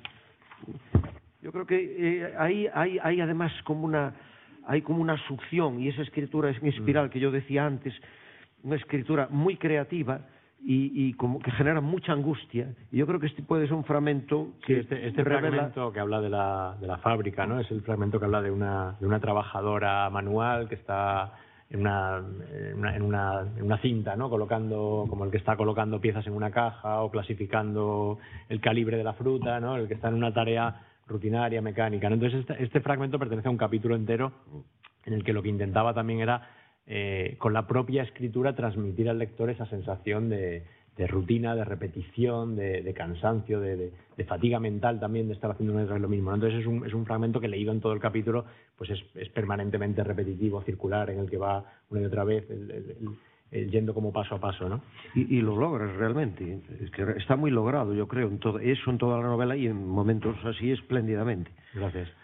Dice: había comprobado tras años de fábrica que en esa actividad, con esa exigencia de movimientos mecánicos y esa velocidad de trabajo, los únicos pensamientos hábiles eran los numéricos: contar piezas, contar bandejas, contar palés y camiones, multiplicar por horas, días, meses, a veces iniciaba un cálculo y lo dejaba a medias. Era parte de la rutina, contar, sumar, multiplicar, como ahora, redonda, cuadrada, las piezas que está colocando eran redondas, cuadradas, triangulares y tenía que ir alternando la colocación, ¿no? Como ahora, redonda, cuadrada, era una forma de pasar el tiempo, como el que cuenta ovejas para dormir. Un trabajo así no deja pensar, los que no lo han experimentado piensan que es lo contrario, que uno desarrolla automatismos y sus brazos y sus manos funcionan sin emplear una sola neurona, gestos aprendidos a fuerza de repetidos y que el cuerpo hace solos. Eso se decía ella cuando entró en la fábrica el primer día. ¡Qué bien! Un trabajo en el que no hay que pensar, todo fácil, y en parte es cierto, no hay que pensar. Uno no piensa que ahora tiene que coger la triangular, ahora la rectangular, ahora la triangular, ahora la rectangular, y llevarnos la caja a la torre, no lo piensa con conciencia de estar pensándolo. Es cierto que se desarrolla una rutina de movimientos mecánicos, pero eso no significa que desocupes la cabeza para pensar en tus cosas, todo lo contrario. La atención requerida es la mínima para una tarea elemental, pero la velocidad, la cadencia, el cuidado para no cometer errores hacen que estés pendiente y pensar en ello.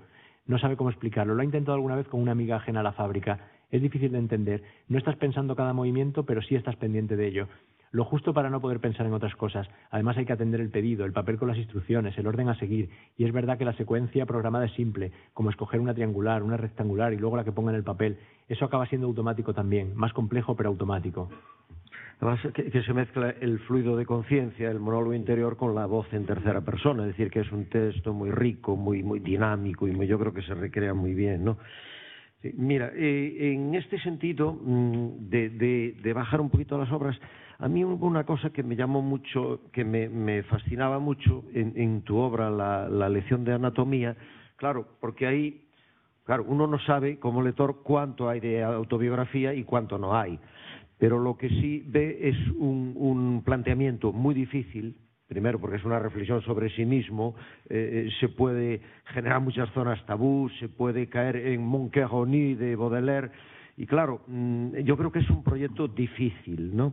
Entonces era plantearte esta obra, que es además potente, es una obra extensa, una obra de una gran densidad narrativa y por página y de fluidez, plantearte ese reto de escribirlo, cómo fue para ti y cómo fue surgiendo todo ese proyecto, porque el material de algún modo eras tú misma también, en cierto modo.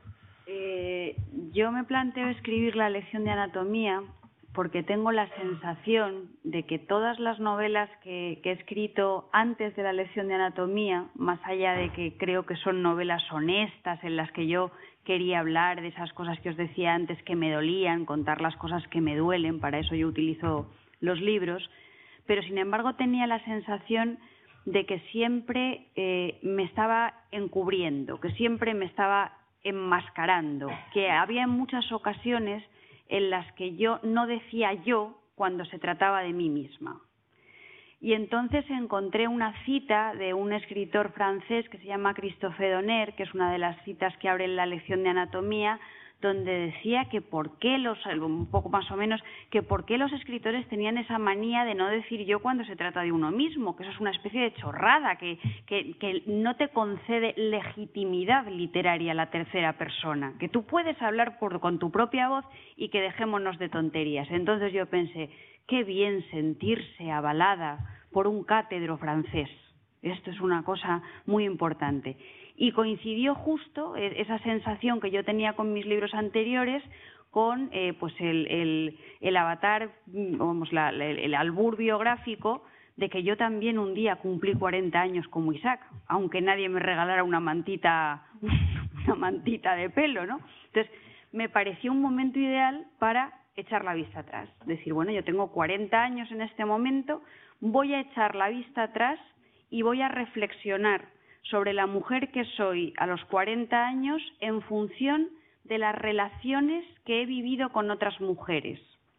Voy a hablar de la relación con mi madre, con mis abuelas, con mis tías, con mis compañeras de colegio, con mis compañeras de trabajo, con mis alumnas. Y a partir de ahí voy a intentar sacar alguna conclusión. ¿Llego a alguna conclusión? Pues probablemente no, pero lo que sí que os puedo asegurar es que a mí la escritura de esta novela lo que me ha ahorrado son cientos de miles de euros en psicoanalistas. Yo hice una labor de introspección seria, así en plan bisturí, descubrí que la memoria es un músculo que se va engrandeciendo y que se va agrandando en la medida en la que se ejercita.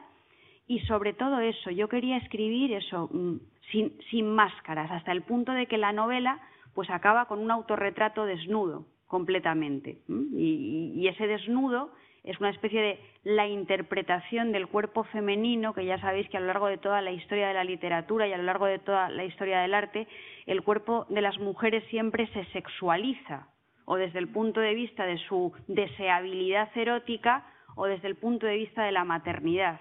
Entonces, el cuerpo que al final se retrata en la lección de anatomía, que es el mío, más que ser un cuerpo sexualmente deseable o un cuerpo que ha pasado por embarazos y partos, es un cuerpo donde se reflejan los trabajos de mi vida. O sea, los trabajos, los complejos, el hecho de taparse así la nariz porque cuando yo era adolescente tenía complejo de nariz grande, el hecho de caminar más o menos encorvado, el hecho de tener la mano derecha más grande que la izquierda porque yo soy diestra y con esta mano escribo y con esta mano abro los botes también en la cocina o cojo el estropajo para fregar las bañeras como todo hijo de vecino. Entonces, ese era un poco el impulso de la lección de anatomía, ver cómo una mujer se construía en sus relaciones con otras mujeres. Una cosa muy, muy sencilla y hablar en voz propia. Y os diré que esto es algo que cuento a menudo porque fue una cosa que a mí me dolió mucho.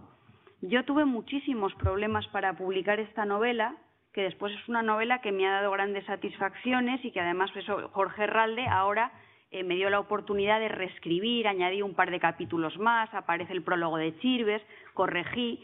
Pero en su momento, en el año 2008-2009, yo tuve muchos problemas para publicar esta novela porque a mí me decían que qué interés tenía que una mujer heterosexual hablara de sus relaciones con otras mujeres. Ese comentario, esa reacción, ese argumento para rechazar un libro es un poco un síntoma de esa espectacularidad perversa que a veces mueve el mundo editorial y de esa inercia de la que yo creo que los escritores nos tenemos un poco que salir intentando proponer otras cosas. Pero me costó publicar esta novela mucho. Pero ya no solo que te cueste publicarlo, sino también personalmente. Yo tengo un amigo que tenía una historia familiar muy, muy interesante que contar, y un día nos la relató y dijimos, escribe esta novela, y él decía que estaba muy ligado sentimentalmente a lo que se contaba y que las personas sobre las que iba a hablar eran muy cercanas a él, tenía muchos vínculos con ellas y que no se sentía capacitado. Y Julian Barnes le contestó que para escribir una buena autobiografía había que esperar que pasasen 5 años de que se muriesen todas esas personas que estaban cerca de ti y después, si te daba tiempo y podías, escribir en ese momento. Yo lo hice en carne viva. Y solamente os puedo decir que mi madre, que tendría muchos argumentos para no hablarme después de que yo haya escrito esta novela, me sigue hablando. Porque además entendió que, claro, es que en realidad la novela es un canto de amor a mi madre. Lo que pasa es que es un canto de amor a mi madre sacado de todo el contexto de la blandenguería. Yo no hablo de mi madre como si fuera la Inmaculada Concepción, o como si fuera un personaje perfecto de estos que se ponen en un conejito de un popicar. O sea, mi madre es una señora con sus mezquindades, con sus egoísmos, con sus contradicciones, con sus días buenos, con sus días malos, con su buen carácter, con su mal carácter, con su generosidad, con cosas que a mí me ponen histérica y cosas que me parecen adorables. Entonces, está retratada en sus claroscuros para ser un personaje literario creíble. Y por otra parte es un personaje literario creíble que yo creo que responde bastante a lo que es ella en la realidad. ¿Que eso duele? Claro que duele. Que se aguanta porque al final tú te das cuenta de que en esa intención de contar, en esa intención de poner el foco sobre esa relación hay mucho amor y eso implica inteligencia, pues estupendamente. Pero sí que es fastidiado, sí. Y Julian Barnes es un poco cobardica, aunque es un grandísimo escritor. La verdad es que es una obra muy valiente. Yo cuando la leía me daba la sensación de una valentía moral extraordinaria. Mira, hay dos obras entre tu narrativa, Isaac, que tienen un cierto aire en el sentido de que las vas construyendo con muchas técnicas variadas y a la vez vas analizando en un proceso metaliterario lo que estás haciendo, incluso con una gran ironía, diciendo, va escribiendo un capítulo y cuestionándolo, diciendo, pero este narrador, pero ¿cómo dice esto? Pero esta burrada, este tópico, esta cursilería. Y entonces son dos obras muy interesantes, tanto El vano ayer, que os la recomendamos, y una que tiene un título muy interesante, Otra maldita novela sobre la guerra civil. Porque claro, es el tema de los clichés.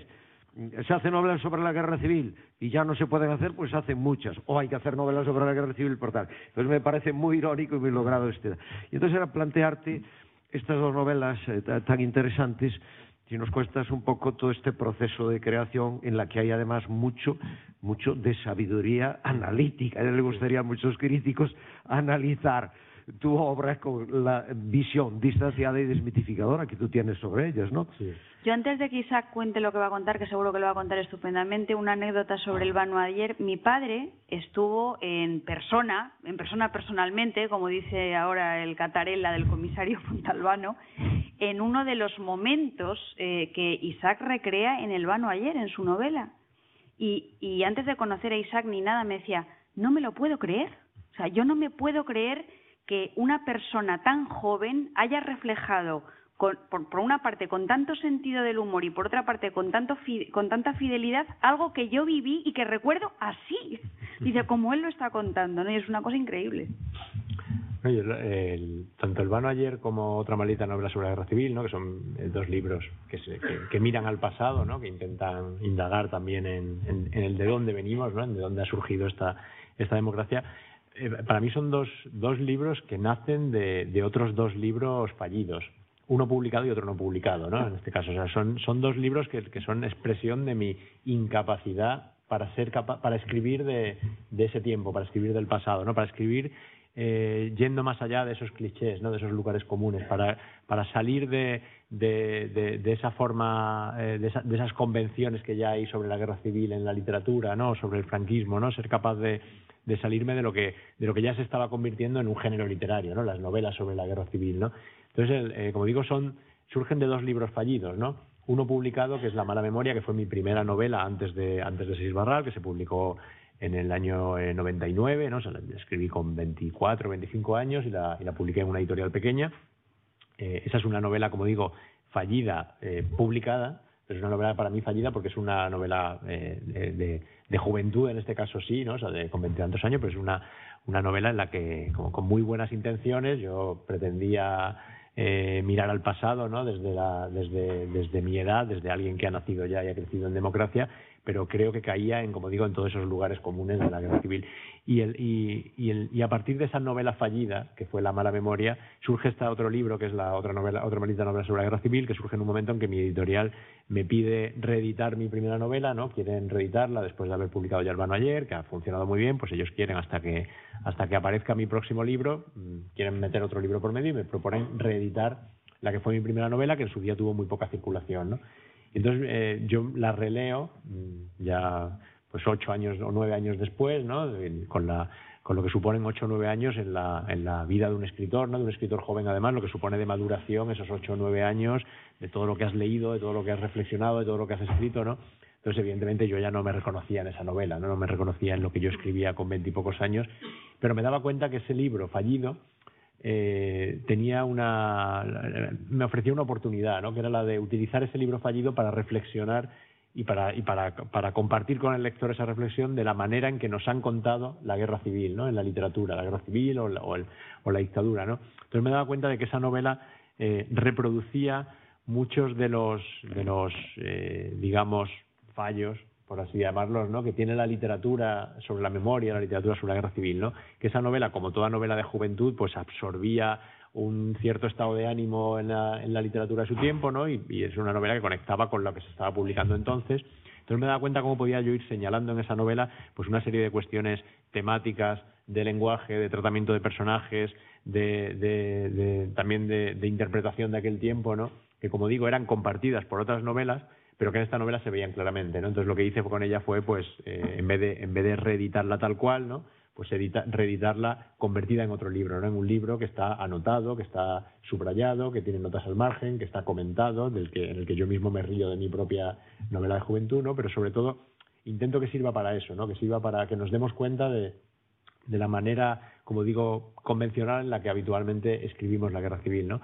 Y El vano ayer surge también de un libro fallido, en este caso no publicado, ¿no? O sea, yo me planteé escribir una novela sobre el tardofranquismo, no tanto sobre la guerra civil o sobre el franquismo, sino sobre el tardofranquismo, que yo creo que es ese periodo de nuestra historia reciente sobre el que hay menos literatura, ¿no? Porque hay muchas novelas sobre los años de guerra o sobre la primera posguerra, sobre los años 40, hasta los 50 incluso, pero hay poca literatura sobre el tardofranquismo, sobre los años 60 o los años 70, previos a la transición, que para mí son los años decisivos, ¿no? O sea, a mí me parece, digamos, más sencillo hoy escribir sobre la guerra civil o sobre el primer franquismo, que es un tiempo que no nos compromete ya desde el presente, ¿no? No nos dice tanto, mientras que escribir sobre el tardofranquismo es escribir realmente sobre los orígenes de la democracia, sobre de dónde surge esta democracia con todos sus problemas, ¿no? Entonces, yo pretendía escribir una novela sobre el tardofranquismo, sobre las revueltas estudiantiles en los años 60, sobre la tortura, sobre el aparato represivo franquista, y intenté escribir una novela, digamos, más en un sentido más clásico, más convencional, ¿no? Con unos personajes, con una historia, y me daba cuenta que no era capaz de salir de unos ciertos esquemas interpretativos, ¿no? Que lo que estaba haciendo al final era caer otra vez en lo mismo, ¿no? Entonces, de esa incapacidad de escribir surgió esta otra novela que lo que hacía era destrozar y reconstruir otra vez la novela fallida, ¿no? Coger los materiales con los que yo estaba trabajando, que tenían en efecto que ver con las revueltas estudiantiles, con la represión, con la tortura, con la transición, coger y convertirlos en otra cosa, ¿no? Convertirlos en un artefacto que al mismo tiempo que la lees, al mismo tiempo que te está contando una historia, al mismo tiempo que estás viendo a unos personajes, que estás viendo que estás leyendo sobre un periodo histórico, pues al mismo tiempo que eso te invita a pensar también en la manera en que nos han contado el pasado, ¿no? Y a pensar en la manera en que ficcionamos el pasado y a pensar en la manera en que reconstruimos el pasado desde el presente, ¿no? Y con intereses del presente, además, ¿no? Entonces, se convierte en una novela que es una novela, pero que tiene también algo de ensayo, ¿no? Pero son dos libros, como digo, que surgen de proyectos fallidos, ¿no? Que surgen de intentos perdidos. Esta novela, casi todos nosotros nos recordará nuestros tiempos, las cargas, las asambleas universitarias, es decir, es una novela que a muchos de nosotros nos trae muchos recuerdos de nuestra época. Y la otra, que también es un artefacto, como él dice, es una novela muy interesante para cualquiera, ¿no? Pero para los que sois profesores, por ejemplo, de literatura, está muy bien por ese juego metaliterario de creación y de desmitificación de lo creado. Es muy interesante, incluso para trabajarlo en clase, ¿no? Y hay una obra de Xavier, Marta, sí. no sé si, espera un segundo antes, no sé si quieren hacer alguna pregunta, digo, porque va avanzando. Va avanzando. La sesión y... ¿qué? Le temps se'n va. A ver, ¿tenéis alguna pregunta? ¿Queréis hacer algún comentario? Sí. No os atropelléis, sí. Hay para todos, Ay, ay, ay.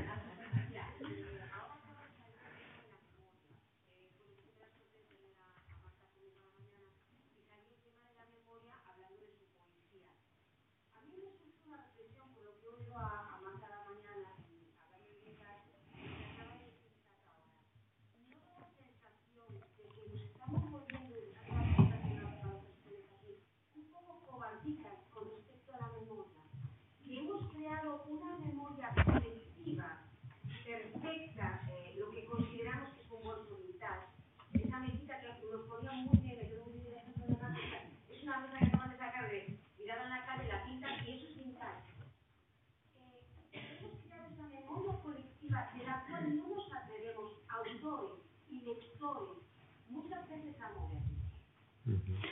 Hombre, yo creo que tu impresión es muy acertada y muy aguda, y yo creo que en gran medida tanto las narraciones de Isaac como algunas de mis narraciones lo que intentan es contrarrestar ese gran relato de la memoria histórica nacional que se nos ha vendido durante años y años desde los medios de comunicación, haciendo una gran apología, ese gran relato que estaba protagonizado por grandes personajes con letras fosforescentes, Adolfo Suárez, Santiago Carrillo presenting the transition. No, entonces yo creo que estamos intentando contar la transición a través de otros relatos de la memoria, a través de otras pequeñas historias cotidianas de gente luchadora que coadyuvó a que esta democracia más o menos imperfecta llegara hoy a este país, ¿no? Pero sí, o sea, la memoria se utiliza de una manera muy interesada, y yo creo que una de las funciones de la literatura, si es que la literatura tiene alguna, precisamente es intentar eso, matizar, contrarrestar, neutralizar esos relatos dominantes que ya damos por buenos. Se acabó, o sea, esto es así. O sea, la transición es como la contó Victoria Prego, pues no. La transición es como la contó Victoria Prego y muchísimas otras cosas.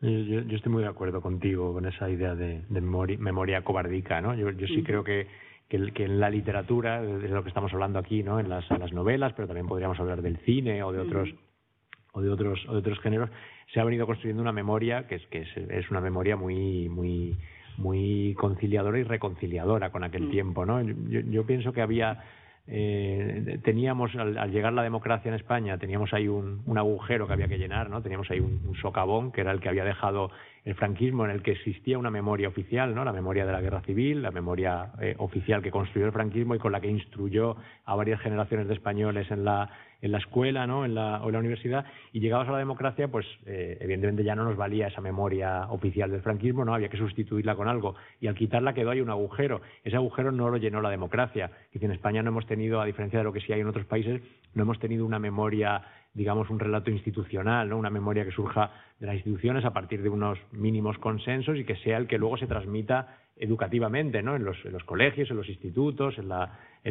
universidad, a través de los medios de comunicación. Que eso no ha existido en España. Al contrario, la memoria ha seguido siendo un terreno de enfrentamiento, ¿no? Un terreno de conflicto. Entonces, al final, ¿quién ha llenado ese hueco? ¿Quién ha llenado ese agujero? Lo ha llenado la ficción, lo ha llenado la literatura, las novelas, lo ha llenado el cine, ¿no? Y eso yo creo que pone una responsabilidad también sobre la literatura, ¿no? El cómo ha llenado ese hueco. Y lo ha hecho con una memoria que lo que hace es evitar aquellos aspectos más conflictivos del pasado, ¿no? Una memoria que nos permita habitar con ella, ¿no? En esta democracia. Yo hablaba antes de cómo hay muchas novelas, ¿no? Muchísimas novelas sobre la guerra civil o sobre la primera posguerra, porque es el tiempo que no tiene nada que ver con nuestro presente ya, ¿no? O sea, no, la democracia española no se refleja tanto en ese primer franquismo o en los años de la guerra como en el tardofranquismo, y por eso hay muy poca literatura sobre el tardofranquismo, hay muy poca literatura sobre las torturas policiales en los años 60, los años 70, o sea, todos hemos leído novelas y visto películas sobre los fusilamientos en los años 40, sobre la brutalidad de la Guardia Civil en el cuartelillo de Pueblo, sobre cómo reprimieron al maquis y a sus familias, pero hemos visto muy pocas ficciones sobre cómo en los años 60 y los años 70, que es anteayer, o sea, que es el momento previo a la democracia, pues cómo seguía existiendo la tortura, cómo se seguía reprimiendo, cómo seguía existiendo todas esas formas de control y de represión, pero no solamente en temas policiales, en temas económicos, ¿no? Hay muy poca ficción y hay muy poco con lo que llenar ese hueco sobre todos los aspectos económicos, socioeconómicos, empresariales de ese pasado, ¿no? Incluso de la propia guerra civil. O sea, hay muy poca literatura sobre el saqueo económico, el expolio a los republicanos en la guerra civil, y hay muy poca literatura sobre la forma en que se ha construido la estructura económica de España en los años 60 o 70, ¿no? Y eso no nos lo ha contado la novela, no nos lo cuenta el cine, y tampoco nos lo cuenta, como decía, las instituciones o el sistema educativo, ¿no? Entonces, al final el resultado es eso, es una memoria que nos reconcilia con aquel tiempo, que no nos hace preguntarnos sobre aquel tiempo desde el presente, ¿no? Y para mí es una memoria que no nos resulta útil, para vivir aquí en democracia, ¿no? Que no nos dice de dónde venimos realmente. Yo, subrayando lo que dice Isaac, yo creo que hay todavía algo, aparte de ese vacío, aparte de ese hueco, hay algo todavía peor, y es que desde esas ficciones que sirven para reconstruir la memoria, fundamentalmente de los años 70, que a mí es la que más me interesa y tal, el mecanismo que se utiliza es el mecanismo de la nostalgia. Hablamos de los años 70 desde el mecanismo de la nostalgia, y la nostalgia para mí es un dispositivo que termina convirtiendo todo el pasado en un eufemismo, en una cosa suave, en una cosa blanda, en una cosa deseable, y de hecho toda esa nostalgia del pasado setentero, se está rentabilizando ahora en la publicidad. Los bancos utilizan a Vicky el Vikingo para vendernos cuentas. Entonces, creo que en esos relatos y en esas ficciones que están utilizando la memoria, en este momento se está utilizando la memoria de una manera absolutamente corrupta y espuria, en lugar de una manera constructiva y que nos pueda enseñar cosas. Sí.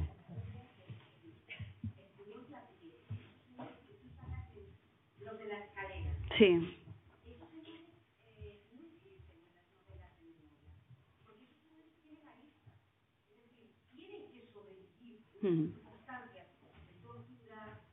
Claro. De carreras, tienen que actuar en la comunidad de vecinos de otra forma.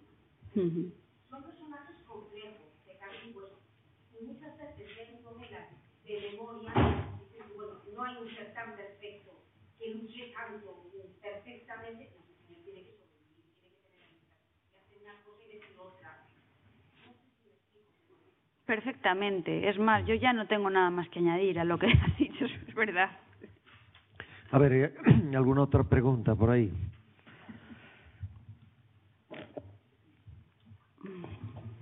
Sí.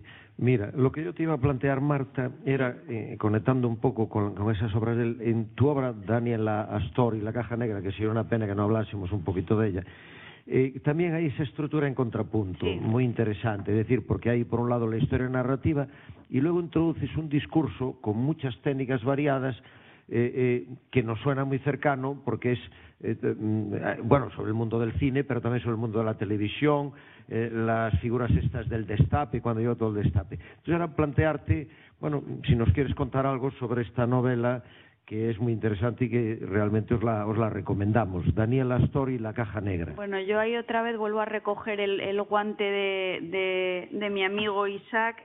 Daniela Astori y la caja negra es una novela que nace de una novela previa mía, que en este caso es una novela de la que ya hemos hablado aquí. Nace de la lección de anatomía. O sea, Daniela Astori y la caja negra nace precisamente un poco de ese capítulo que yo os he parafraseado del pintor que fue una vez a mi colegio.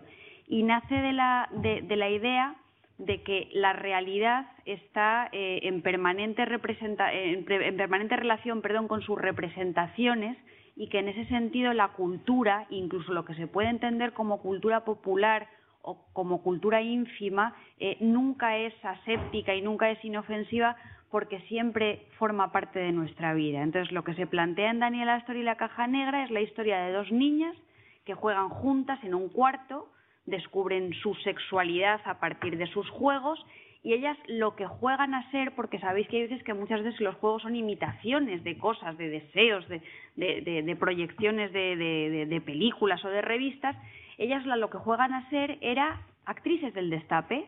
¿Os acordáis que en los años 70 pues era muy habitual en el 10 minutos ver Nadiuska nos enseña su casa, o yo qué sé, o Lolita salía diciendo estoy enamorada del amor y estaba citando a Tolstoy sin saberlo? Entonces, esas niñas lo que hacen, su ideal es reproducir un poco los hábitos amorosos y las máscaras físicas de estas mujeres, sin darse cuenta de que a su lado hay otras mujeres seguramente mucho más importantes a las que desprecian y que están haciendo en ese momento que el país cambie.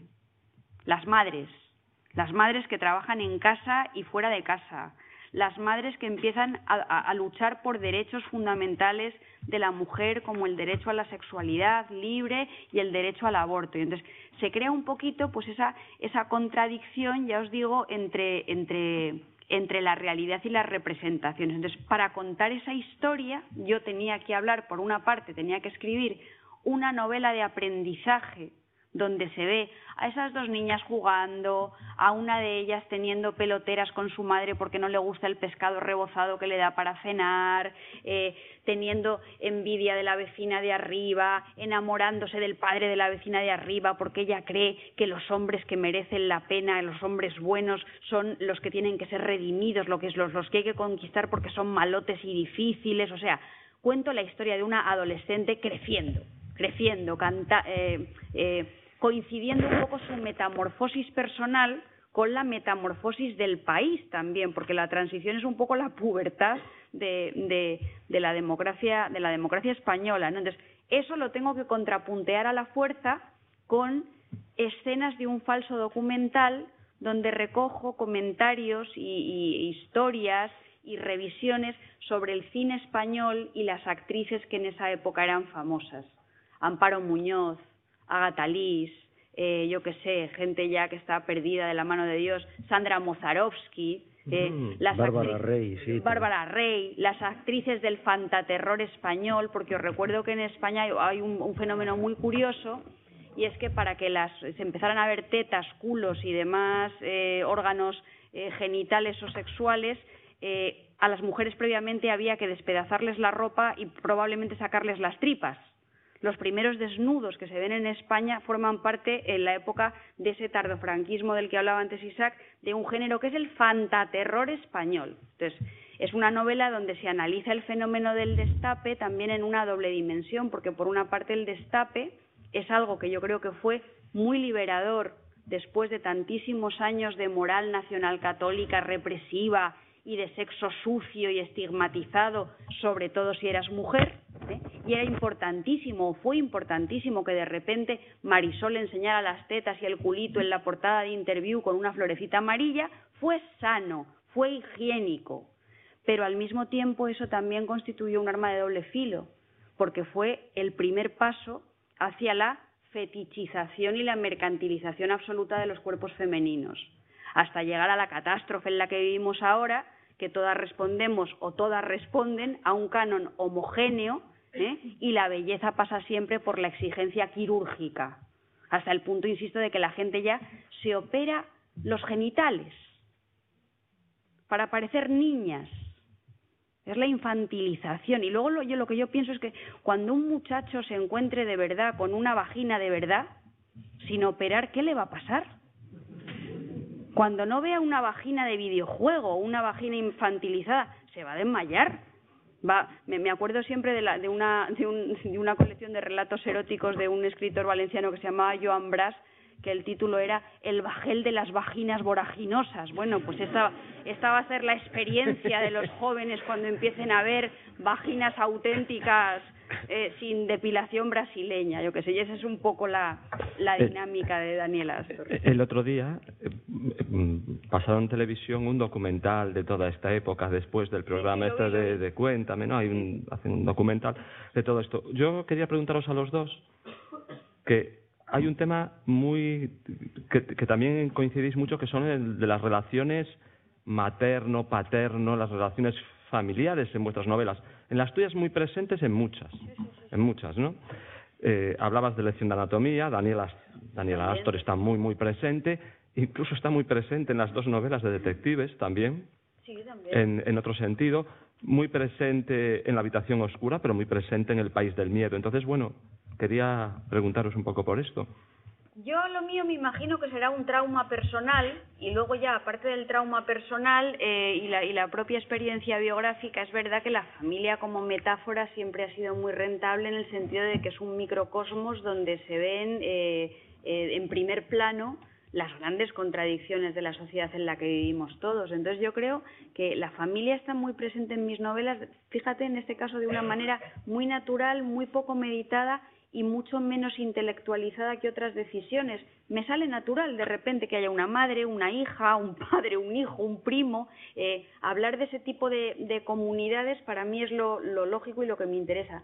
En mis novelas lo que hay son pocos personajes solitarios, hay pocos ciudadanos cero. Yo tengo una concepción de la literatura y de los personajes que aparecen en la literatura más gregaria, más comunitaria, y me gustan esas relaciones de dependencia que a veces nos hacen cuestionarnos cuál es el límite entre el amor y la violencia, la seducción y la violencia, cuál es el verdadero significado del amor, porque yo creo que hay otro tema bastante presente tanto en las novelas de Isaac como en las mías, que es la violencia. La violencia en sus múltiples facetas y con un montón de rostros. Pero de verdad que lo de la familia es que ni lo pensé. O sea, debe ser que hay por tradición literaria que se te proyecta directamente en el occipucio y ni piensas.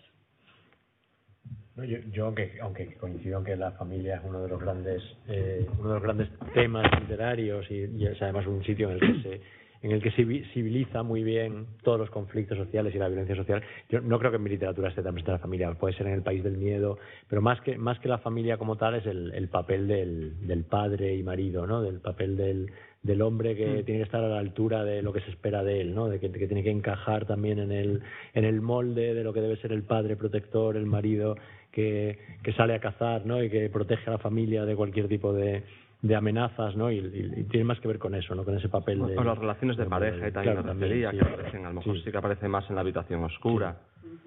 Y un tema que también cuando hablamos, muy interesante en vuestras novelas para analizar en el aula, que ya os lo comentaba algún profesor, es el tema del punto de vista y de la voz de la novela, ¿no? Que es algo que vosotros lo trabajáis muchísimo en vuestras novelas, y hay múltiples narradores, múltiples puntos de vista, narraciones que cambian, ¿no?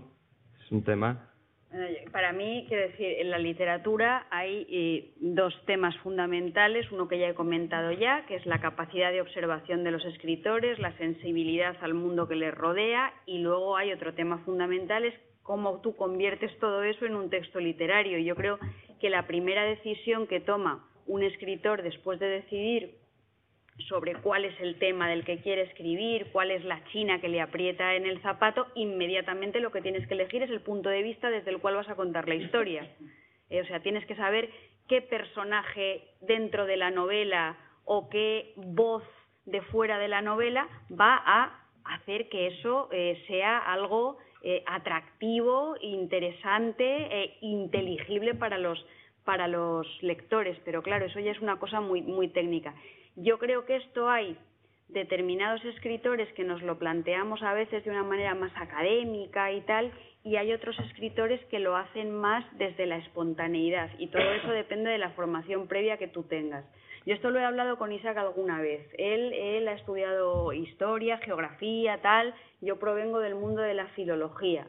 Y yo una vez llevé a un taller con mis alumnos, a Isaac, no sé si te acordarás, y mis alumnos estaban estudiando las cosas estas que no sé por qué demonios enseño, del narrador intradiegético, omnisciente, polivalente, múltiple, polimórfico, con voz amputada en reflexiva 3. Y entonces, de repente llegaron y le hicieron a Isaac una pregunta de estas. ¿Y tu narrador es un narrador extradiegético o intradiegético, cámara objetiva? Isaac dijo, pues ni puñetera idea.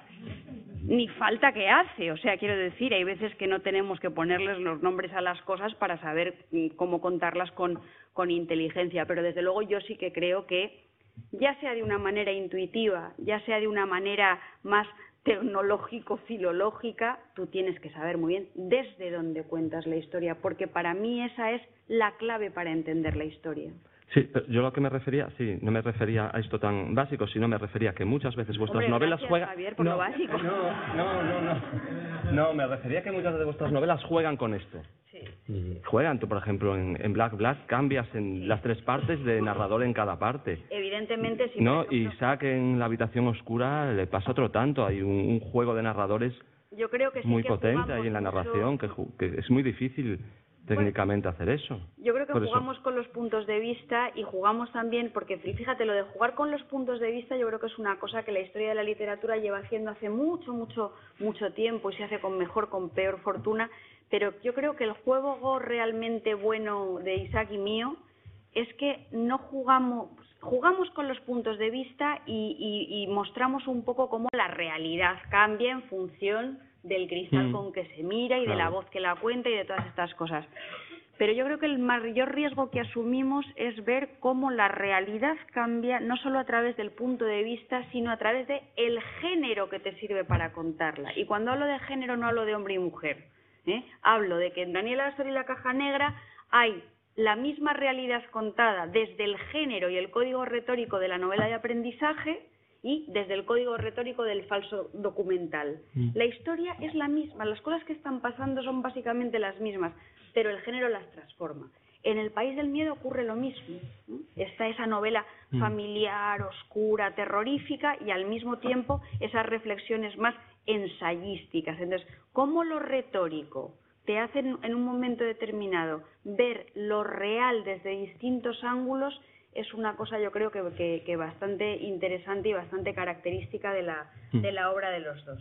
Sí, yo es que creo que si hablamos de literatura, no digo ya ni siquiera de intervención social o con vocación política, sino simplemente literatura que no deje indiferente al lector, no literatura que le sacuda, no digo que sea lo de menos, pero no es lo más importante el tema, ¿no? Porque, como decía antes, podemos escribir una novela hoy sobre una familia pobre, desahuciada y tal, y puedes dejar indiferente al lector o dejarle cómodo, como decía antes, ¿no? No es tanto el qué, sino el cómo, ¿no? Y cada una de las decisiones que tú vas tomando cuando escribes, ¿no? Tanto la estructura de la novela, por supuesto, la voz desde donde la cuentas, el lenguaje, pero decisiones estéticas, ¿no? Las metáforas que vas a usar, los adjetivos que vas a emplear, que cada una de esas decisiones tiene consecuencias también, ¿no? Tiene consecuencias sobre lo que estás contando y tiene consecuencias sobre el lector. Y hay muchas veces en que y eso pasa mucho en las novelas de Marta, ¿no? La violencia no está tanto en el tema del que está hablando, sino en cómo lo está contando. La violencia está en el lenguaje muchas veces, ¿no? Y la violencia también está en la relación que establece con el lector, ¿no? En dónde sitúa al lector, ¿no? En cómo se sitúan a un lado y otro el autor y el lector, ¿no? Sí, yo quería decir una cosa, porque hablamos un poco, pero no lo mencionamos más expresamente. Por ejemplo, ahora que mencionaste tú, Marta, el país del miedo, es el país, ¿no? Sí, es el país del miedo, sí. Esta novela, que es una novela que yo os aconsejo mucho, porque además conecta mucho con mundos escolares y con temas de acoso, y además con una perspectiva actual, es una cosa potente, y es una obra también interesante para trabajar con los chavales, porque es una disección descarnada, muy interesante, y sobre todo con chavales problemáticos, ¿no? Porque les ayuda a ver en ese espejo su propio tal, y puede ser muy catártico y muy interesante. Bueno, lo que pasa es que ya estamos en unas horas que no sé si... Lo que pasa es que yo creo que podríamos decirle a Marta que nos lea un poema, ¿no? Porque no tocamos la poesía, ¿no? Yo quería comentar brevemente antes de terminar. Es que me acordaba cuando hablabas del País del Miedo, quiero abrir un minuto publicitario, un espacio publicitario para comentar, porque yo, como escritor, he tenido la suerte de que varios directores de cine se acerquen a mis libros, y está a punto de salir una película sobre el País del Miedo. Está en el momento de presentarla a festivales, buscar distribuidora y todo. Entonces está a punto de salir una película precisamente sobre el País del Miedo, y se está rodando otra sobre La mano invisible también.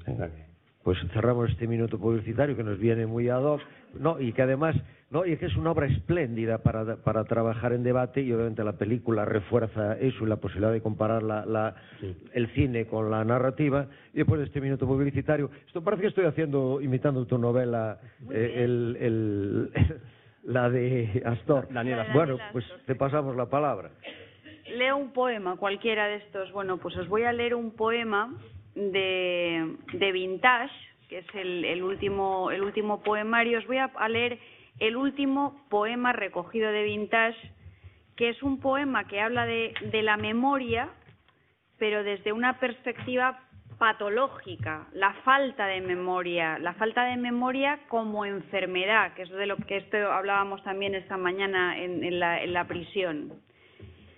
Y dice: lo peor de no recordar ninguna cosa es que nunca reconoces a nadie y andas siempre completamente solo, y no sabes si la mano que se levanta frente a ti te va a hacer una caricia o a propinarte un golpe. Y has adquirido el gesto de proteger la cabeza con el hombro y de echar el cuerpo hacia atrás. Podría ser un caballo muy tímido o una tortuga.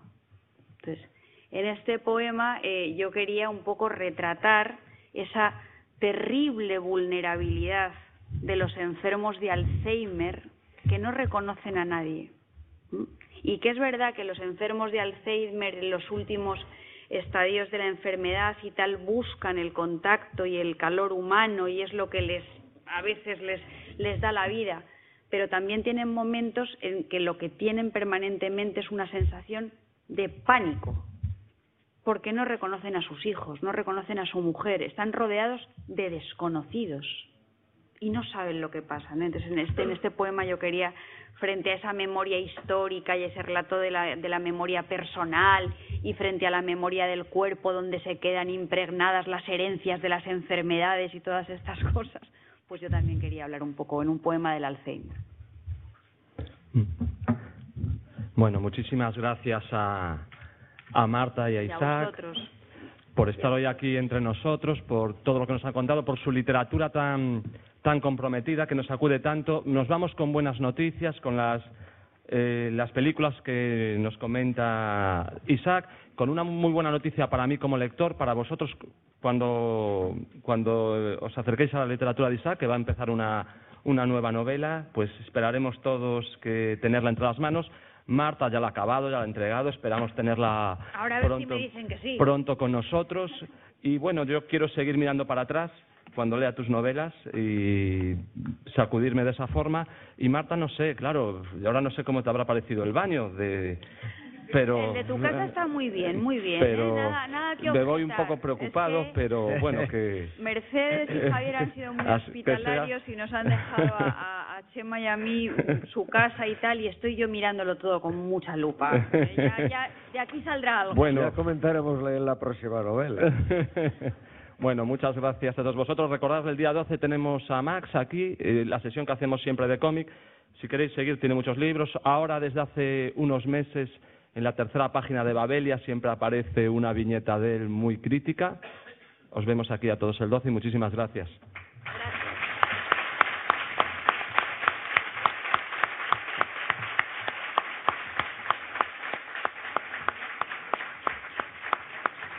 Bueno, y sobre todo que tenéis los libros fuera, que los libros se agotan, que no se reeditan después. Está ahí Fran esperándoos y ellos os firman. Muchas gracias.